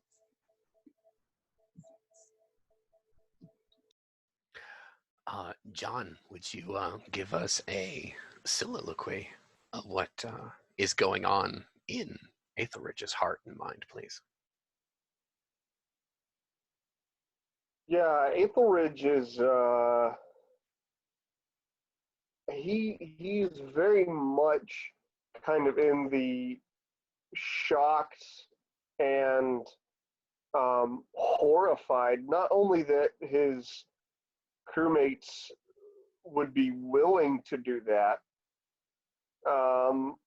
but that the captain would order it, and he's kind of going, okay, what's going on with the captain? The captain, not only, I mean, as a pirate, like, maybe you can use some of these people, whether you're going to sell them as slaves or just use them to get extra information out of, what nice ships to capture and stuff. But in the captain, I mean, he's just going, kill them all kind of thing. And there's the money aspect that he would expect that a pirate would not be losing out on, but he's also going like, you don't do that. Like, not even from the money aspect, like what happened that the captain is ordering it done, knowing that that's the kind of thing that's going to happen, like, and he had to know. So Aethelridge is just absolutely horrified at what his crewmates are doing, and horrified that the captain is not only condoning it but ordering it done. All right, beautiful. Um, Silas only finds 4 individuals down there. And what will shock and horrify Silas to his core is they are moonfolk. They are of Zakidi's people. Clearly, they have been abused and probably assaulted in any way, shape, or form. The brutish Tyrannian is wont to do with anything that resembles a beauty. And one of the younger Italians just kind of like elbows you, and just, I mean, you're speaking your own language at that point. He goes, "What the hell do we do with these?" No, we do what the captain said. We bring them above deck. Easy. They've been Eh, through enough. the one that had not spoke, he goes, "But that's the Kitty's people." Immediately, these 2 youngsters who are, there may be like a handful of, well, actually a handful of cycles younger than you, like close to, like, just barely out of their teens, um, and they pull a complete 180. Previously, they had become quite literally incarnates of the great goddess Carnage, but they now are house cats and gentle and kind, albeit blood-soaked, to these 4 young women. Which, I mean, you as a member of this weird and alien race, you know that you are capable of doing both on a dime. Uh, a few moments later, as you're doing this, as they're bringing these 4 women up, let's have a soliloquy from Silas down here in the dark of the brig. Take it away, merman. The slaughter that took place above deck didn't shock Silas at all. He's seen things like this back in his homeland, where there were just 2 warring tribes of Italians, and he knows what Italians are capable of. And it didn't shock him that they acted like that, especially since they haven't had that release in so long. It did disappoint him that there were no true fights to be had, that it was all just slaughter. He was looking forward to sacrificing some of these Tyrannians in the name of the goddess, but there's no fitting sacrifice to be found here worthy of her, taken from these sheep, as it were. But he was not expecting to find Zakidi's people, of all people, down here. He wasn't expecting to find 4 abused women, let alone 4 abused moonfolk women. So that kind of caught him off guard, kind of shook him. That he was more upset about that than he was the literal just abomination that was above deck. He's used to that sort of thing. He's not used to seeing these dejected and abused women. You know, it's one thing to kill somebody; it's another thing entirely to break them in other ways. And it kind of made him sick to his stomach. And Silas isn't easily one to get queasy, but seeing the state that these women were in kind of made him regret he did not join in the initial attack. That on the surface, it may seem like, we slaughtered these surrendering people, but after finding out what they did to these people, he thinks they deserved far worse, and that none of the Tyranians should be allowed to live. And the sadness and disgusted feeling quickly turns to anger as he leads these women above deck. Probably most of them probably have trouble walking. Maybe have some broken limbs. They're obviously been physically abused, as well as probably emotionally and psychologically too. He's broken. It's one thing to just kill a man. It's another thing to break someone and to torture him like this. So it really struck a chord with Silas that these people deserve far worse than what we give them. We killed them too quickly in his eyes now, and he's not one for torture. But these, in the case of these Tyranians, he would definitely make an exception, as he just damn near carries one of these women out. She looks like on death's door from the abuse. His heart gets a little bit harder. And he knows now that from what he's gathered that his look on Tyranians has not changed for the better. So going forward, he might be a little biased toward any Tyranians he sees. Automatically assume they're all rapist fiends who are just taking women captive and doing what they will with them. And he just steels himself for the inevitable confrontation that's going to happen above deck. He doesn't know what the captain's going to do, seeing these moonfolk in this state, but he's going to try his damnedest to hold back what he wants to do to these Tyranians and not incur the captain's wrath in making some hasty in the heat of the moment judgment there. So that's what he's thinking.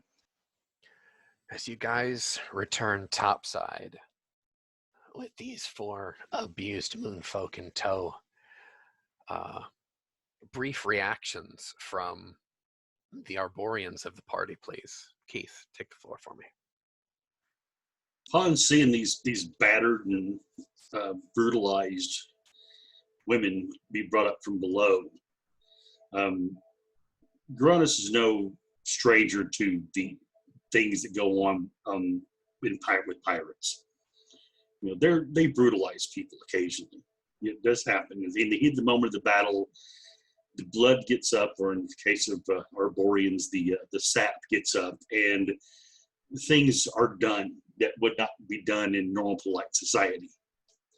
What he's seeing before him goes well beyond what he would normally think of that. He looks them over a bit. I'm going to do a quick apothecary's check just to see what he would come up with. They look pretty bad. Okay, yeah, he actually rolled pretty damn well too. Let's see, 20 actually is apothecary. So one of them has the scurvy. I'll tell you that much. Oh wow! So just looking over them, this is a systematic brutality that's not in the heat of the moment. This was something done coldly with a level head. One of them having scurvy, that means they weren't being properly fed, which is just something you don't do. These weren't people who were taking a prize with the intention of selling them possibly as slaves or whatever. This was torture. And he starts to get a different idea in his mind about maybe the captain knew about this, or at least suspected it. And he thinks to himself and looks up at that flag that probably hangs from one corner from the partially destroyed mast above, although actually this was a clean one, hangs from the mast. Are you talking about the Tyranian flag? Yes, because they had the red one. Yeah, the red flag. Oh, okay. I just want to make sure of what I'm envisioning is what you're talking about. Yeah. He looks at that, and he thinks to himself, "Did the captain know because of the flag?" And he starts making connections, and he thinks, Do you look at the captain in any way while you're doing Yes. After he sees and does survey, he looks at the flag, looks over at the captain, and see what his reaction is to seeing these women. this? When you bring up these four brutalized gals, and the captain puts his gaze upon them, he gives. He doesn't glare at Silas. He doesn't glare at your lads with you, but he gives you guys a look that could curdle milk. And you catch the captain's eyes, Garanus, and he gives you the same look. And he follows your gaze to the red flag, and he looks back at you, silent as the grave. And then he actually switches to the Atean tongue, and he goes, "Put your blindfolds back on and go below deck." Cold, quiet, and sinister. And he says it in a tone like a father putting his children in timeout.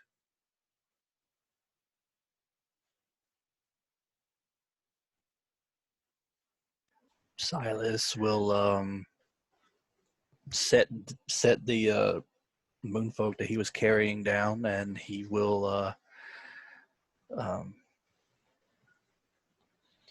tear a piece of it. He dropped his blindfold on this ship. He will just tear a piece of cloth. He'll from wherever he can, and just hastily wrap it around his eyes and go back below deck. Head still hanging low. He actually points back to the Dawnthorn, your guys' ship. Oh, then I will set her down, and I will go back and board the Dawnthorn.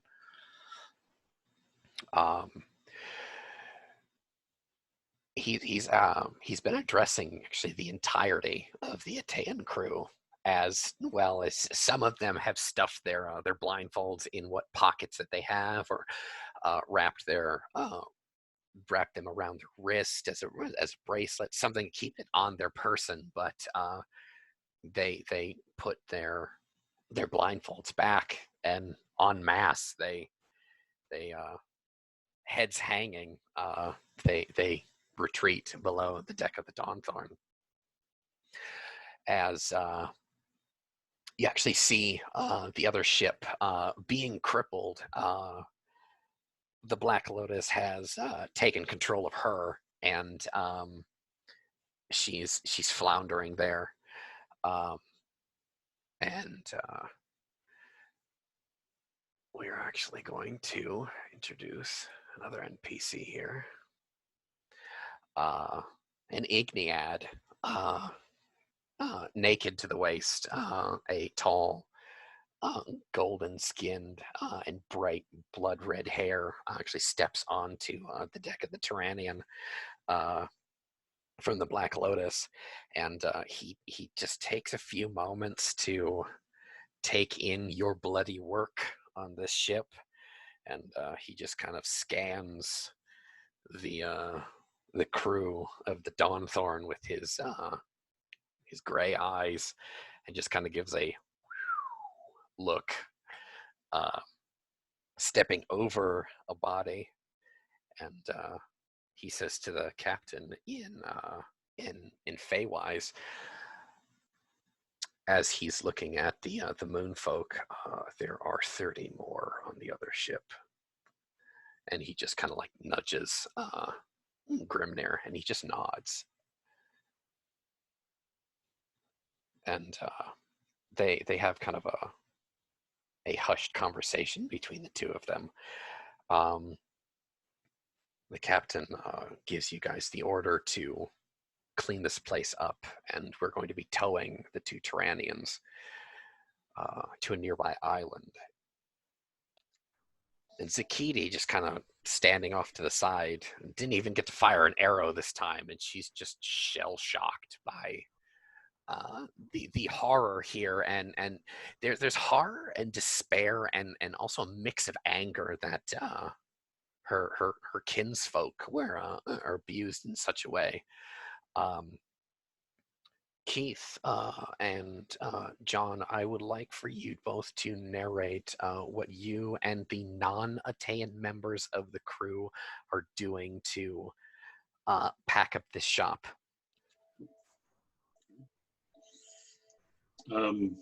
Well, Pause here, unless you guys want to take like a 5 or 10 minute break and then go do it. let's do a quick break. Yeah, if you don't mind. Okay. So, 10 minutes here, and we'll sure. be back. Okay.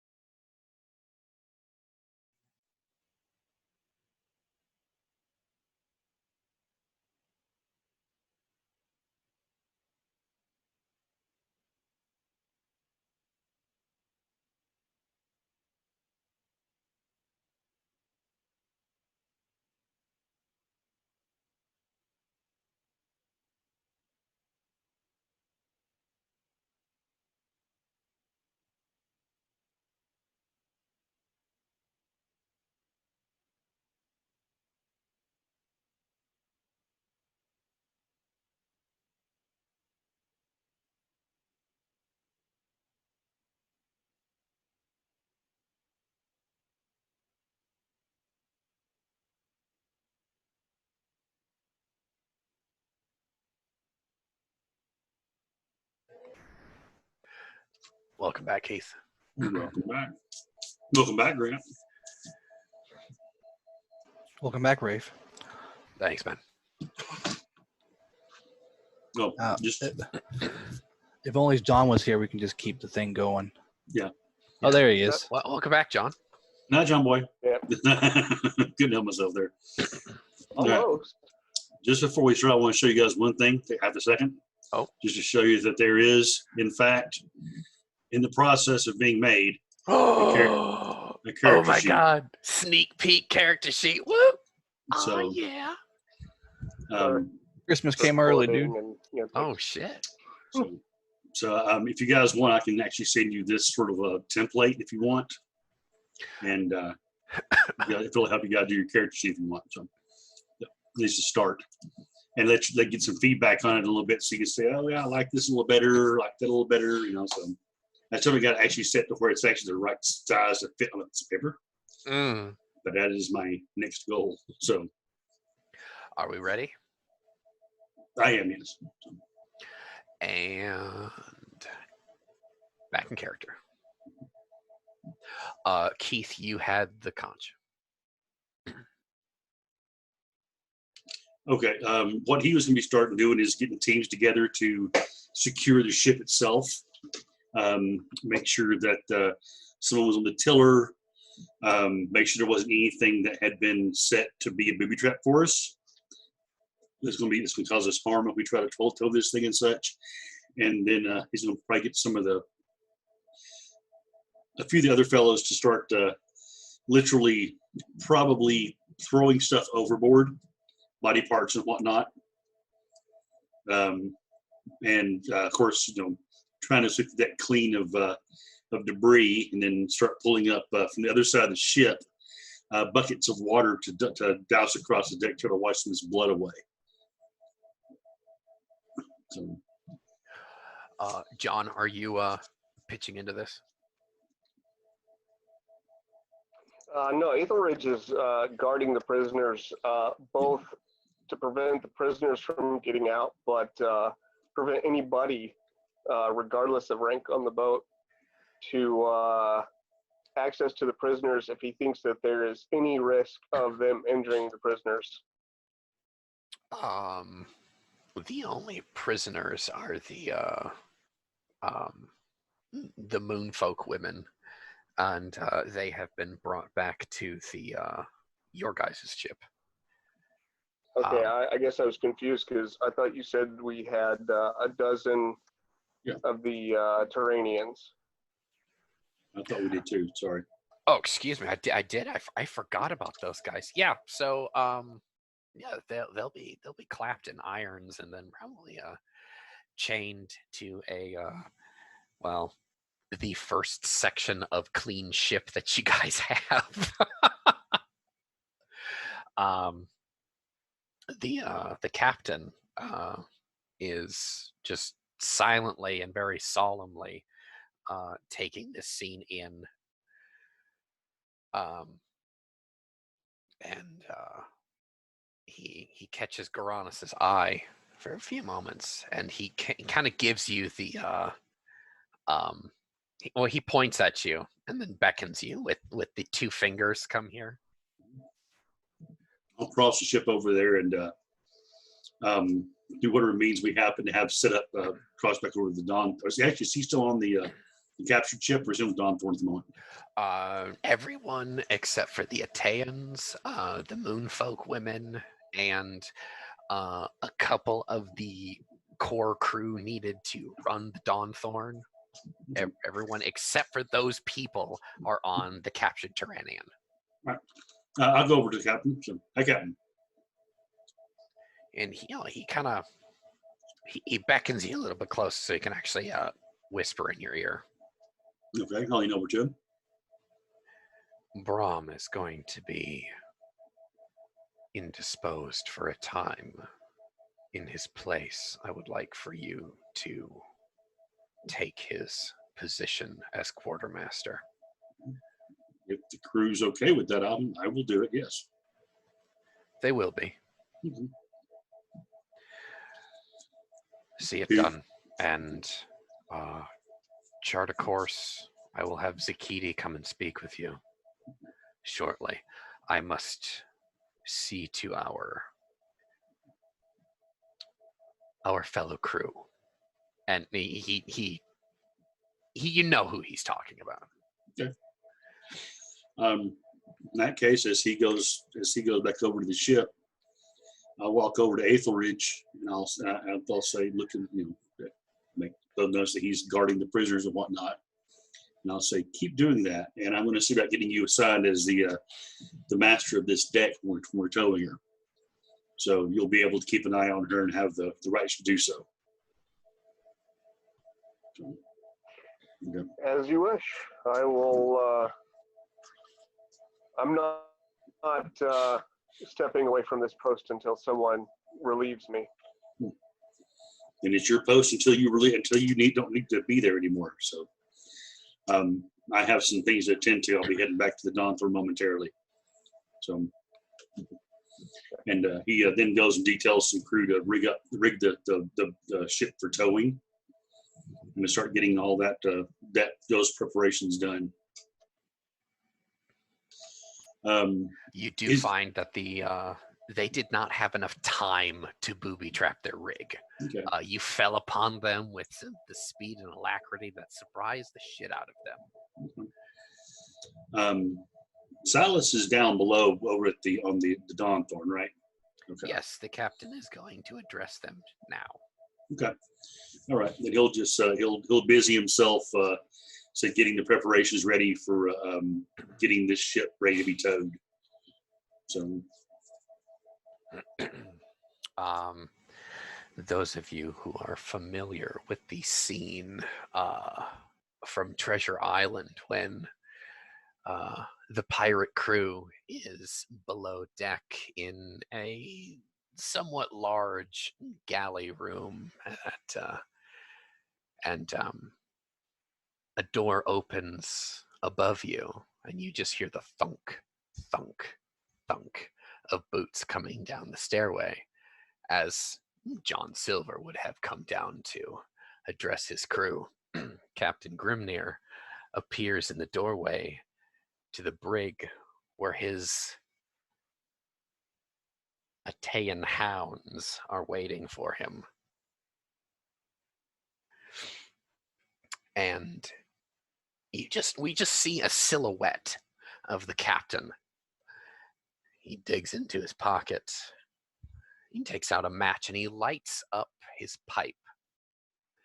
We see the tobacco in his pipe, or whatever pipe weed he is smoking, illuminate his face ever so slightly.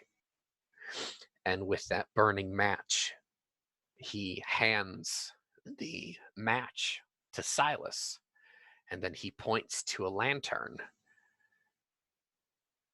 just to the right of you on the table. Excuse me, just to the left of you on the table.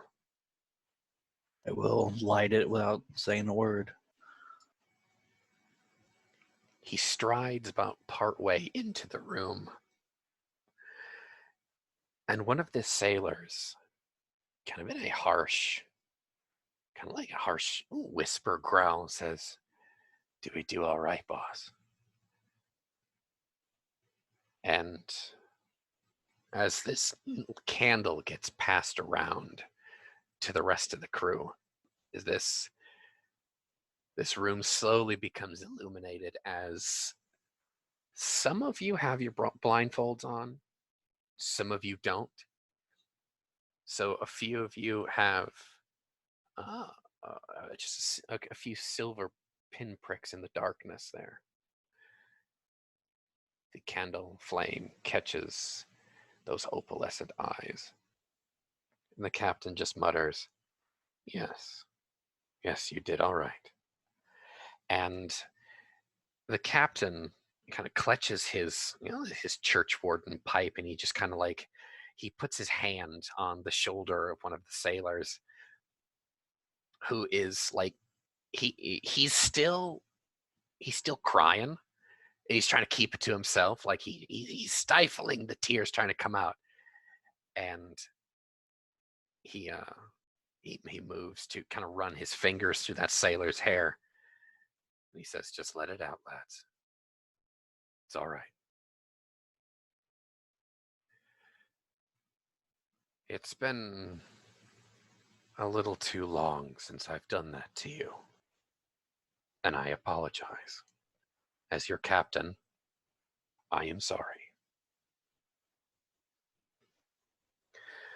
But those Tyrannians were taking some of Zakiti's people, and you know what Tyrannians do to their slaves. And a couple of them with like quivering lips just kind of like nod. And Silas, you kind of something starts to click into place where there's almost like a master submissive kind of relationship between the Ateans and the captain here. This Arborian may as well be a god when these Ateans look at him. Silas had his he had some ideas and notions, but this just all confirms everything that these these Italians, they knowing his people, he knows that they crave this, and that he basically he knows what they're feeling. He knows what's going through their heads. He understands now.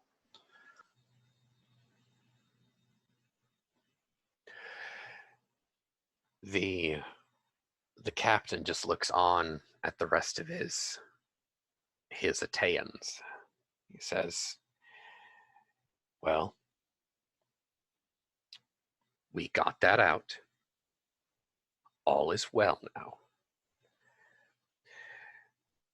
The Black Lotus has 30 more of their number, including the 4 that we've taken on. There's 34 plus Sakiti. Captain Blackheart has 20 of her kind on his ship. So we've done good work here.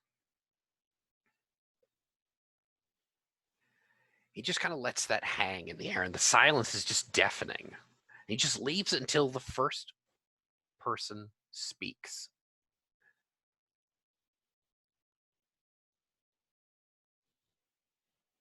What is Silas holding back, or what does he want to say, but he's not sure if he has the station to say it? He basically wants to let his kinfolk know that they did nothing wrong, and they shouldn't feel ashamed for what is natural to them, and that these people deserved what they got, and that they should look upon themselves as liberators, and not as murderers. And he could understand that they may feel some shame in what they've done, but he thinks that they should feel proud. They need to embrace what they are and not shun their nature, and learn from what happened here, and know that even though a situation may seem one way, there's always a deeper story there, and they shouldn't feel bad for what they inflicted upon these horrible people, that they got what they deserved. What does he say in character? He will chime up, and he won't look at anyone in particular. He actually will just look at the floorboards there, and he will say that you all did very well, and you should feel nothing but pride in what you've done. As a fellow Italian, I know the feelings you go through when the blindfold comes off, and you have nothing to feel sorry for. Those men deserved far worse than what we gave them. Just don't be ashamed for what you are. The captain just nods, and he kind of lets Silas's words hang in the air. I want you lot to clean yourselves up, take some time, and we're going to be towing the Tyrannians to a nearby island. You've got 15 minutes. Make yourselves presentable. And he leaves. He goes up those stairs once more. Thunk, thunk up the stairs, smoking the whole way. He kind of leaves you all in the candlelight. And Brahm just looks at Silas with his one good eye. And he nods as the curtains close on that scene. You're going to spend the next couple hours getting the two Tyrannians set for towing. Zakiti charts a course for a nearby island that is 2 days northeast of you. What we'll do is we'll fast forward those 2 days, and all 3.5 ships later, after what Rockbeak's done to the other one, calmly at anchor. Only part of the one crew survived, and the rest, the other crippled ship had a few casualties, but they're alive, quote unquote. They're pretty winded. On the deck of the Dawnthorn, we have close to about 40 of these moonfolk women who look winded, ravaged, beaten, and bloodied. Zakiti is absolutely irate with the barbarism that has been inflicted upon these men and women. The floor is yours, gentlemen.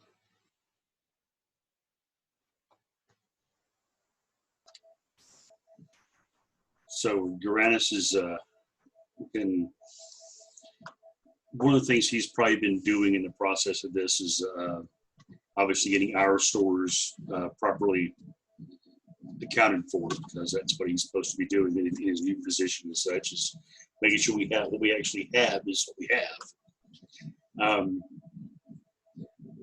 He is going to, at least for the moment, because he'll be in a different position there being quartermaster. He can't necessarily be quartermaster and smith of the place. So your other duties have been suspended for this temporary position. Well, what I was going to suggest is, for the nonce, if need be, since Silas is on our ship, is on this ship, and Etheridge was basically captaining the other ship, put him in the position of the temporary blacksmith or smith of the ship, Silas. So that if things need to be done, I can teach them stuff. So, and then I guess once we actually get there to the anchorage, it's going to be basically sending crews out to catalog what's in the other ship. Although I'm sure Etheridge has probably been doing some of that already. Making sure the ship stores. The Blackhearts have been taking care of the other ship. Okay, so well, the one we've been pulling, at least want to know what kind of stores they have, what kinds of provisions they have on board. You know, fresh water, food, stuff like that, coal, all the usual stuff we normally try to get. Mm-hmm. So yeah, he's be busy himself, literally familiarizing himself with what a quartermaster is supposed to do. So. Yeah, Brahm does a pretty good job of that, but if he's not in his position, there's a lot of confusion. Yeah, so there's a lot of that going on, and answering questions that we're trying to figure out how to answer questions that I've not had to answer before. So I'm asking quite a lot of questions myself. So, and unfortunately, Brahm only writes his stores in hieroglyphics, so you can't read his ledger. which means I'm probably going to have at least one person detailed going through all the stores. Mm-hmm. So yeah, I'll be doing that. So, and probably in the process, I'll probably be checking in on them pretty regularly to make sure they're not sitting back. Because Darius is going to sit there and not do anything if he's not prodded occasionally. Of course. So that young scallywag who really doesn't really have a lot more to do. So I'm basically pulling him in and making him my gopher. So, right. You, coffee run, intern. Yeah. Damn it. Yes, intern. So intern, probie, whatever you want to call him. So, Now, what has Silas been doing in the wake of these 2 days? He's trying to adapt to his new position as the temporary smith there, and trying to do his damnedest not to fuck everything up. Trying to remember everything that Goranis has taught him, and trying to make him proud in a way. But also, he's been keeping an eye on the other Ateans and trying to see if they trying to do his best to keep their spirits relatively high. If he sees some of them going and back into their morose state and their self-pity state, he'll try to sneak them some grog, some wine, something here and there, try to keep his spirits up. But mostly he's trying to focus on being a good smith and not fucking destroying everything he makes. Attaboy. Yeah, the rest of the Ateans are actually quite somber, but they slowly get back into their positions. When you guys make landfall, Brahm comes to Goranis, and you're kind of leaning over the side of the captured Tyrannian, and Brahm just comes up next to you and leans on the rail with you. His blindfold is on by this point, and he goes, "I'm sorry that you had to see that." And we all see different things in the world. I'll tell you at first, I won't mince my words. It horrified me. I've seen battle rages. I've seen men tear into a line of soldiers, with no thought at all to themselves, taking spears and arrows to their flesh, all the while pushing forward to get to the enemy, and then doing horrible things to that enemy once they got there. But that was, he shakes his head, and you actually see a shiver run down his spine. He says, that was different. It's going to be with me for a very long time. Brahm says nothing. He just nods. I'll tell you, I think Aethelridge maybe actually taking it worse than me. I don't know. I haven't talked to him much. You think I should talk to him? I think you should.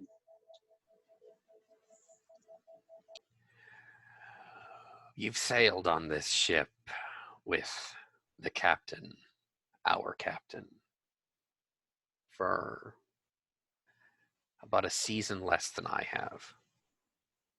And you and I have never had any disagreements. You've also never seen us like that. Very true. I hope that you can continue to trust us. I think I can, but I may be asking a favor of the captain after this event. He wants to speak with you in private. Once these Tyrannians are careened and able to be moved. That is what I want to actually speak to him about. Well, I think you both are of like mind at this time. I will go and speak with Aethelridge then. Okay. He'll actually offer his wrist, like to give you to shake your hand, but when you may or may not hesitate, he just kind of like waves his hands. He's like, "Oh, it's fine." I'll grasp his arm in the Arborian way and say, "Do be well, friend." He just nods. He goes off to find Aethelridge. Where is Aethelridge at this time? I mean, you've been relieved twice from duty, but you kind of like taken over, watching over them. Where is he now? He's probably standing guard now. He's spending,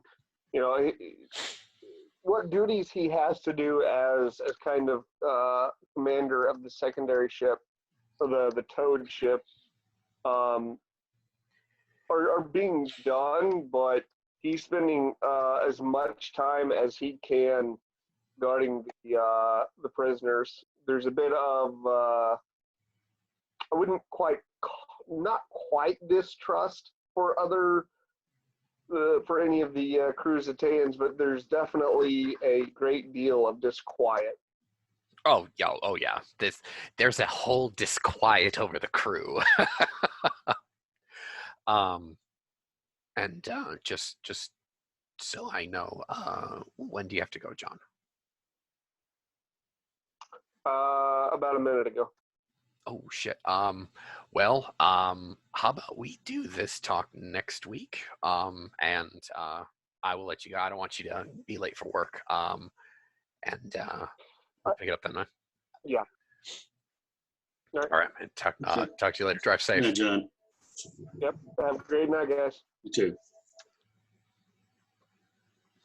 Well, shit. I was trying to get to him as quick as I could. Anyway, I suppose we'll go back to Garanus there, and as Brom has informed you, the captain wishes to speak to you in private. Okay. He sits there and waits for a moment outside the door, sort of gathering himself. Do this real quick.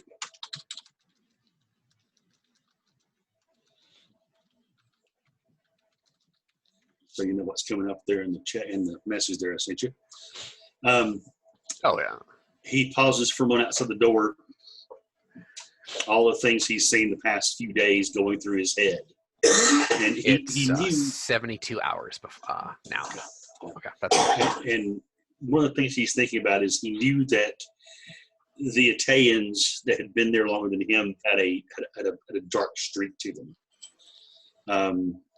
But that did truly shake him, possibly further than anybody else had. And he gently raps on the cabin door for the captain and waits to be let in. A few moments later, you hear him say, "Come." Okay. He goes in and closes the door behind him and takes one step into the room, and stops respectfully and knuckles his forehead in a salute to the captain. He says, "Look, Captain, I heard you wanted to speak with me." I did. He shoots a look over to Zakiti, who is sitting lotus style on a crate, and she's kind of going over a map there. Okay. That's in her lap. Uranus will sort of give a nod her way as a sort of an acknowledgement. So, she doesn't look up, but she waves at you. All stores in order, Captain. Good. All the stores on the Tyrrhenian ship have been cataloged, and the ones that we were low on are being transferred over now. Already have been. Are they legible? And he has that kind of like sarcastic tone, like he knows that Brahm only writes in hieroglyphics anyway. Actually, Uranus's eyes were to go wide. He said, "Of course they are." That was a joke, So, Uranus. Yes, I understand, Captain. I'm very familiar with the. I'm sure there was a system to it. Oh yeah, but I do not. Is. I could not decipher it in the time I had.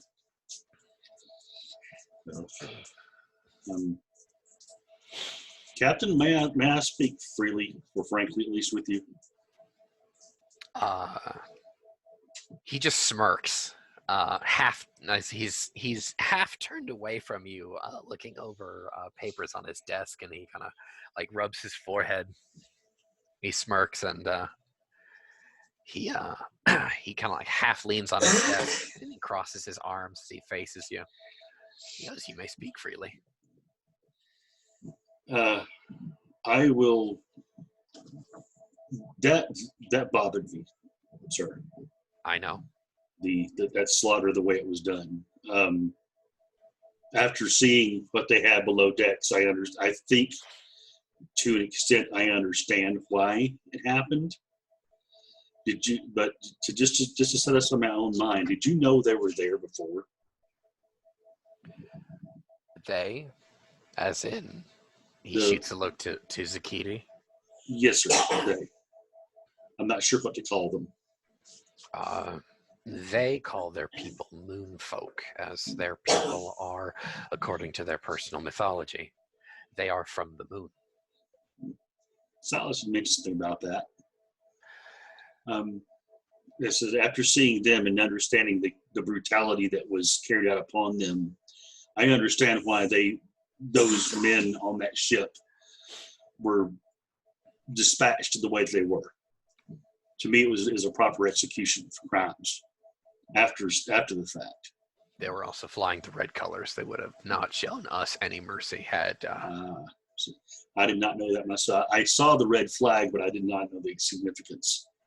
But knowing that, and knowing that men who would fly under the red flag would have done the same to us, does change my feeling. But A black flag is denotes a we're out hunting.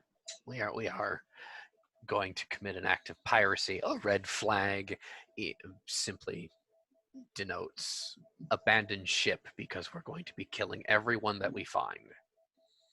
Do we know why they were playing that for the Black Lotus? Have we heard? Well, Kel had previously stolen a few of the previous Tyrannian captains' slaves, as he's been meaning to liberate a few of them from the Tyrannian slave trade, and clearly that lot was out for revenge.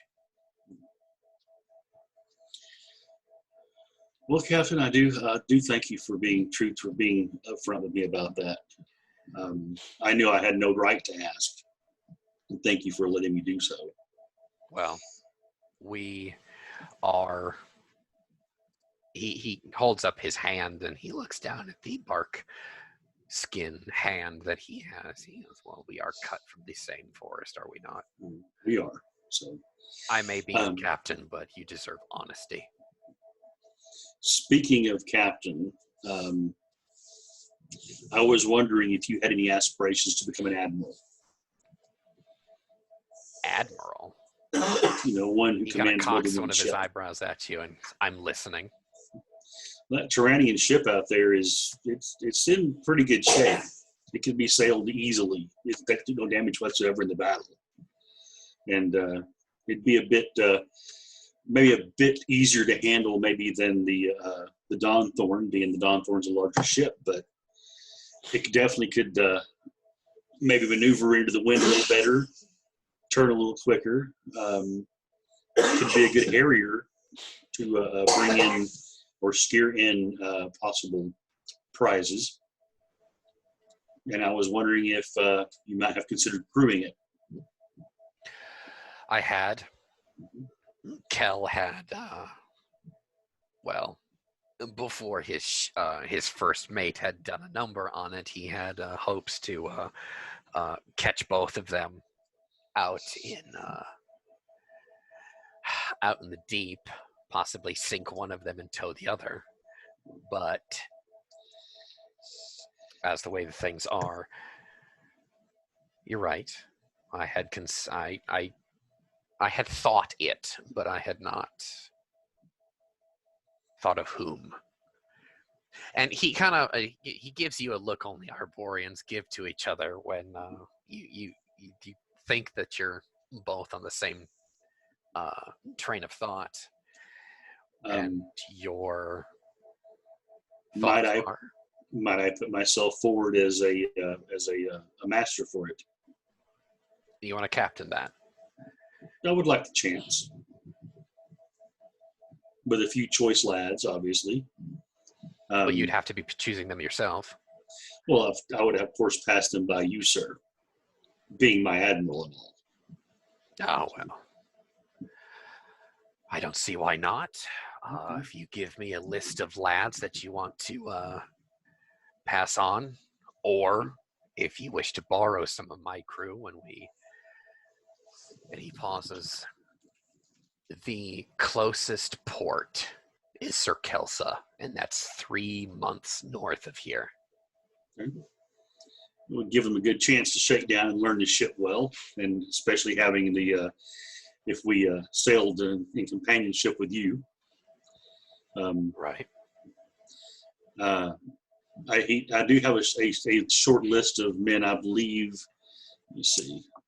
What would be the skeleton crew for that ship? Maybe like a dozen people, maybe? Yeah, a dozen. Okay. 12 or So, 13. Okay. He has a short list of about 20, because obviously you have to rotate some stuff out.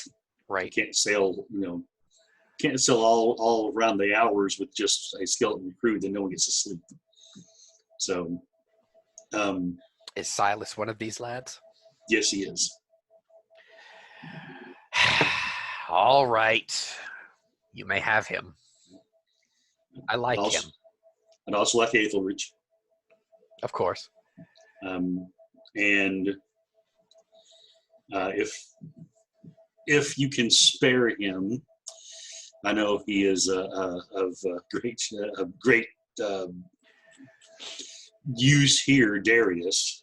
So I could use a I'd cabin like boy. to leave him on this island, actually. I think I can whip the boy in shape with a bit of effort. So, and then if you would, I'd like to have Aethelridge choose, say, 7 Arborians. Silas choose 7 of his people and bring them all aboard. As I said, borrow crew more than anything, and of course, once we get to this port, put on possibly hire a new crew, or if the individuals wish, they may. I would allow them to choose myself. But of course, once again, it's up to you, my admiral. You can have 3. 3 each. 3 each. Okay. We're going to be here for a while. True. This island isn't deserted. Okay. All right. That will allow me to at least get the ship crewed and at least in ship shape. Though it might be a bit hard on the lads sailing her. So especially if we run any kind of weather. I will let you have 4 of the dusk fair folk that work our nights. Okay. That's more than fair. So it's enough for a night watch, especially with no rowers. Yeah, the Turanians don't need rowers the way they design their ships. You ought to lock those Turanians into irons and put them on some oars and leave them there. I'm considering it. It is up to you, of course. But that is what is on my mind, my admiral. With your leave, I'll go tend to my ship. She needs to be rechristened, after all. So. There's this a light knock at the front,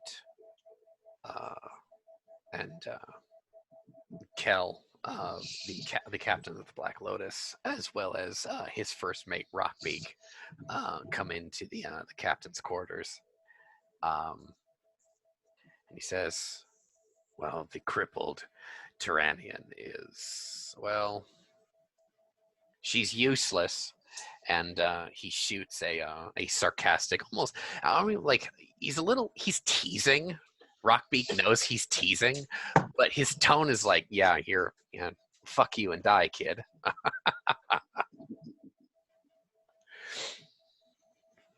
What seems to be the problem with her? Is the main Well, mast? the mast, the rudder chain, she can't steer. If we left her there, she would be blown with the current and what's left of the wind on her hull to be smashed into a rock or to be sunk in the next storm. Well, I might be able to, if I take a look at it, I might be able to figure out some kind of a reinforcement for the mast to get at least back up into the air and on the wind. Might not necessarily be as fast or as maneuverable as she was before, but and then we could possibly rig up some kind of a tiller for the for steering. At least get her underway and get her ship shape until we can get to a place where we can do some more serious repairs with proper wood for a mast. Cal shoots a look over at Grim, and he says, well, that is the Dawnthorn, the Black Lotus. We have the 2 Tyrannians. We have 4 ships under our control. Well, what do you think? What are your plans? You've been very quiet this entire time. And Grim he smirks and says, well, we have another captain in our midst here. He shoots a look over at Garanus, and Kel just smiles, gives him a winning smile. Kel is actually very handsome. He's got a 9 grades of allure in him, and for an Ignead, he is really goddamn tall. He says, well, and he actually bows low. He says, well, Captain, what are your plans for that then? I'll match his bow, and I said, well, my plans are to take a skeleton crew and sell the ship out there, which I have not yet christened under a new name, to the nearest port and see if I can get a crew. And of course, use her as a harrier under Admiral Grimnir here. Don't. He sort of grins ear to ear, as in the way a Arborian brotherhood would dictate. It's sort of like a gentle jab, if you will. Oh yeah. At that. So, and he without looking at Zakiti, he says something in her native tongue, and she kind of looks up, and he asks her a question, and then she kind of looks over at Kel, looks up at Rockbeak, and Rockbeak is fucking scary, of course. Being a lizard man with deformed face and only one good eye, she kind of shivers. But she goes to Garanus, and in broken Fey-wise, she goes, well, I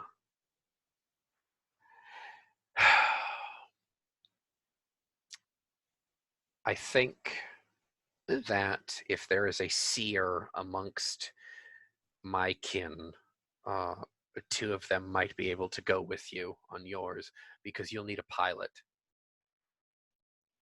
Sorry to say, but you're no good as a navigator, nor is Silas, and Aethelridge couldn't find his ass with 2 hands and a map. So that is true. So that's why I was the idea of following the Dawnthorn. But yes, if one of the one of your people that we rescued would be so kind as to lend their aid to the new ship, I would be very grateful, and I would treat them with the utmost respect. She just nods. I will speak with those who have survived, but if you're going to do this, you'll need to liberate the ones that you come across in the future. Of course, I'll make that a top priority. Everyone looks over to Grim as everything is being decided, and he just nods. Well, Captain, you have a ship you need to supervise. I And I suggest do. you do it. He'll at first go to salute like he always has, then hesitate, He then just kind stop. of waves at you dismissively. Well, he stops and actually gives him a respectful bow, one captain to another, the way he's seen the captains do it, and he'll take his leave. As soon as that door closes, we'll have that scene end as where has Silas been this entire time? For the past 72 Silas, hours, what's he been up to? he's been doing his job. I mean, as far as he knows, he's still the smith here until further notice. So he's been putting all of his time into that, trying to keep himself busy, and trying to perfect it. I mean, he's trying to be a decent smith. He's no Garanus, but I mean, he's trying. Brahm will have paid you a visit on this day. And he says, he sits down on a crate nearby. So I spoke to Garanus about what happened. Oh, and what did he say? Silas will say as he wipes some of the sweat from his brow, sits down the hammer he was using to hammer out some dents and whatnot, and some of the people's weapons and just shit, blacksmith shit. He's speaking to you guys in your native language, so you can have a private conversation here. It shook him up.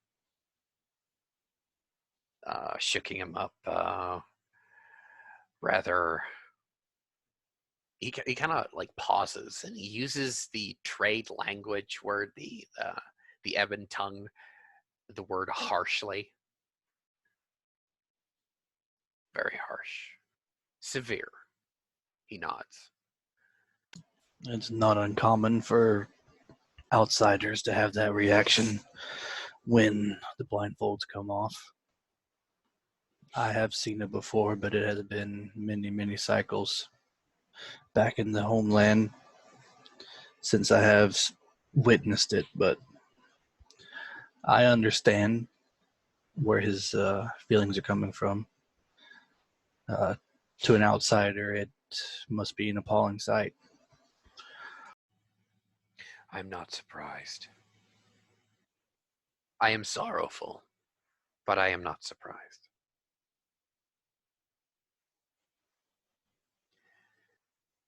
It is a necessary evil. Those men deserve far worse, but it could have easily been a bunch of innocent tradesmen. It could have been a transport vessel that got our ire. We were lucky this time that it was people deserving of the wrath that we set upon them. And they were flying the red colors as well. Then they knew what they were getting themselves into. And our people should feel no shame. They should feel proud that they accomplished their job that the captain gave them. I have sailed with Captain Grimnir for several cycles now, and I can tell you one thing about him. He is quiet, he is calculating.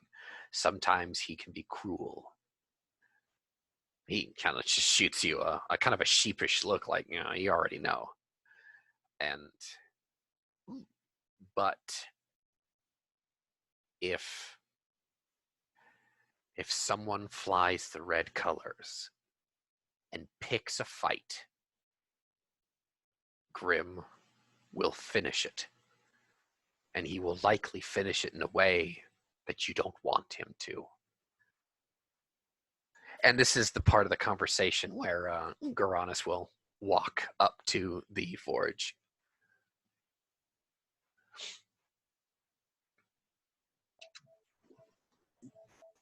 He looks over at Silas and notices he has a conversation and pauses for a moment to see if it's over, if it's going to continue. Silas just look up at you. Just kind of, he'll basically like, oh, speak of the devil type look on him. I guess if you. So how are you feeling being the ship's blacksmith? Think you're capable? Gods no. I'm barely holding on.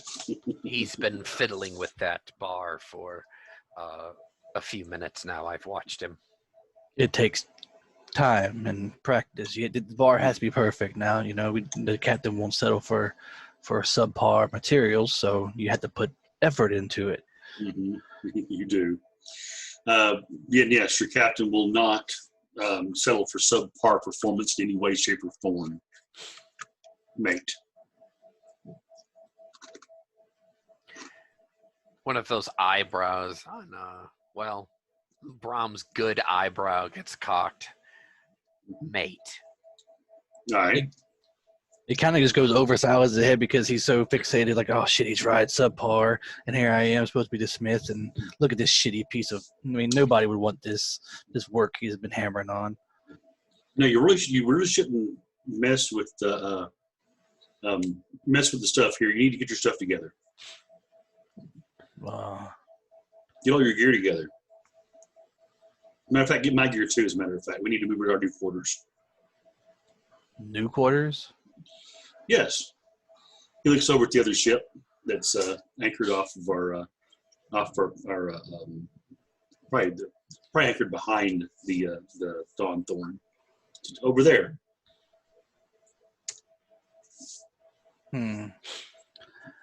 I doubt the captain's going to abandon the Dawn Thorn, so... He's not. He's assigned a new captain. Oh, I see. I need a mate. And a few other people. Matter of fact, I've been tasked with finding a skeleton crew to man that ship.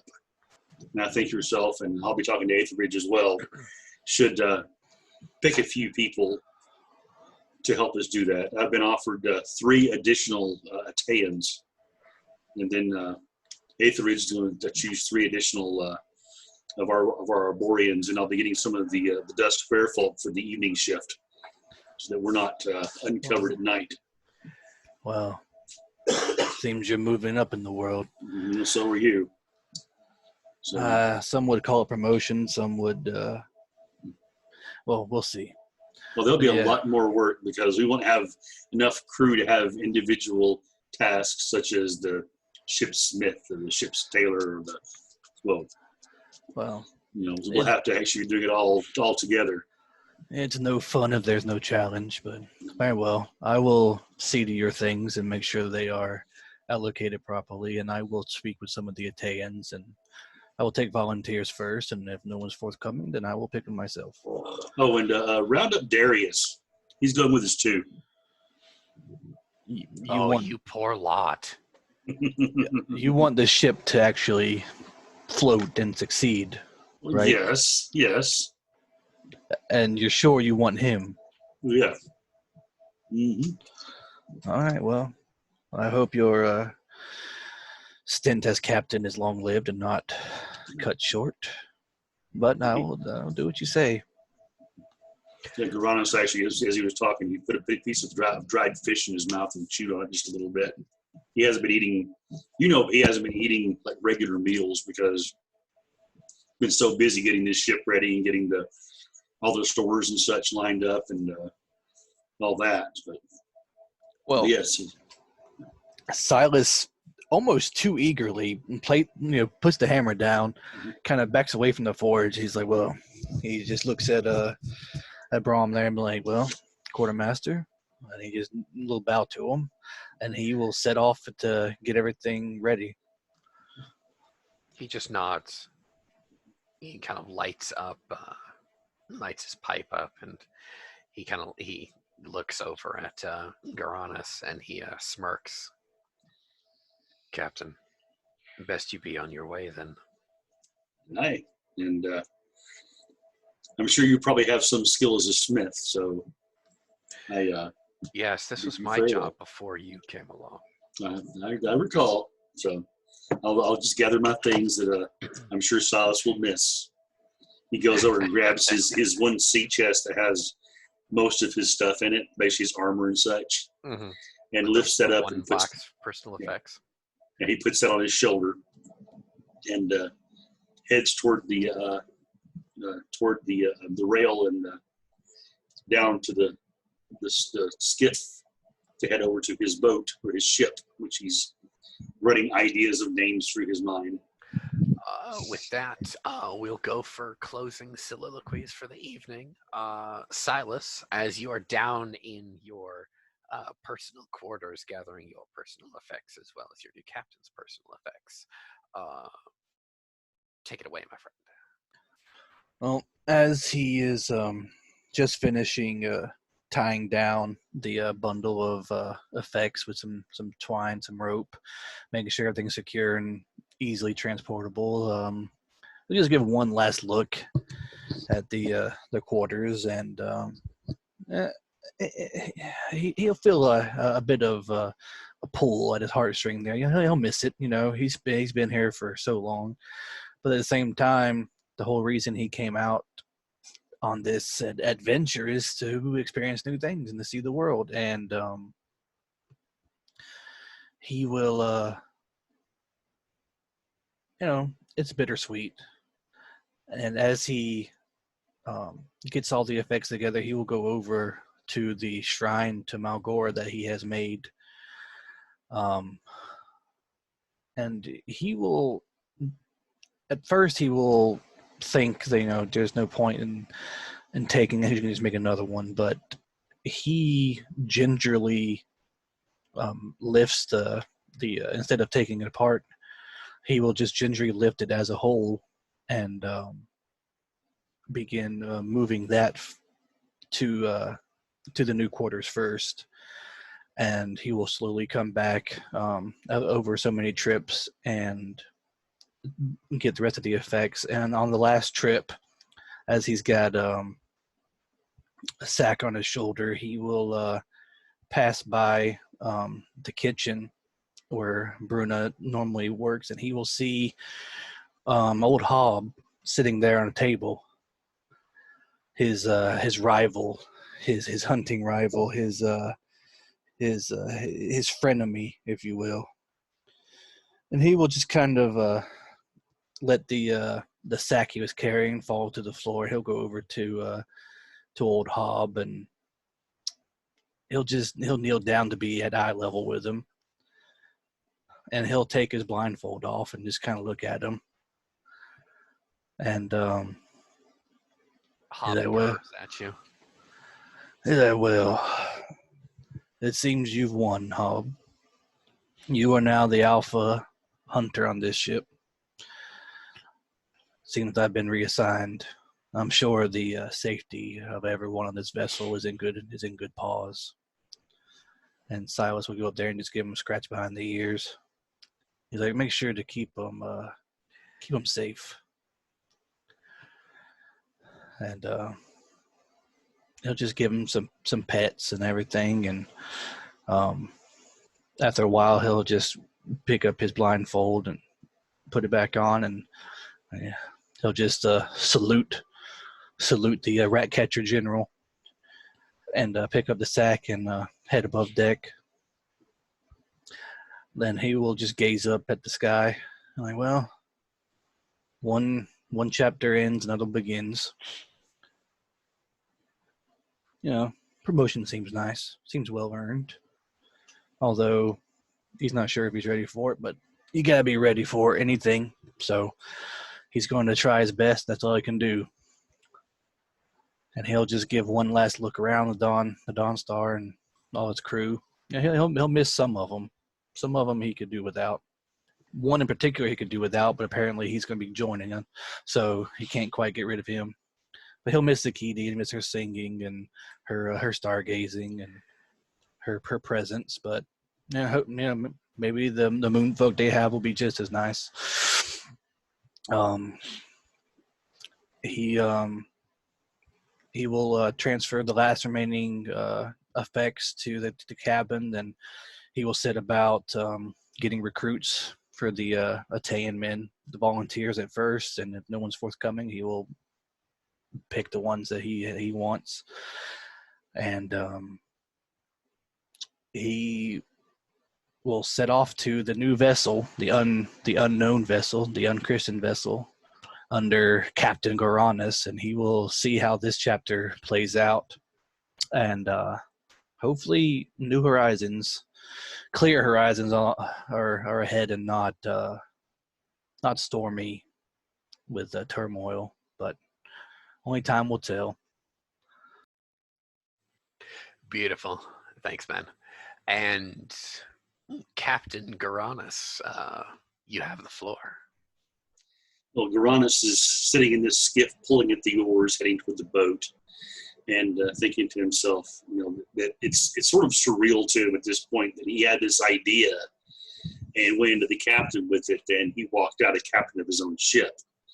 And he's both excited and utterly terrified of the responsibility he has stepped out and basically taken upon himself. But he just felt that it was time for him to move to something a bit different, a bit more of a challenge, if you will. Being a blacksmith and such of a ship had challenges of its own, but he's always been one to push his limits as he pulls back and strokes the oars into the water. And he thinks to himself, soon I have to have somebody else to actually do this for me, do this rowing for me. Maybe Aethelridge could do that. And he looks at this new ship, this bit of more of a sleek ship, a little lower to the water, and he thinks to himself, Moon's Maiden. That's got a ring to it. Yes, that's got a very good rings to it. The Moon's Maiden. It's a good name for a ship.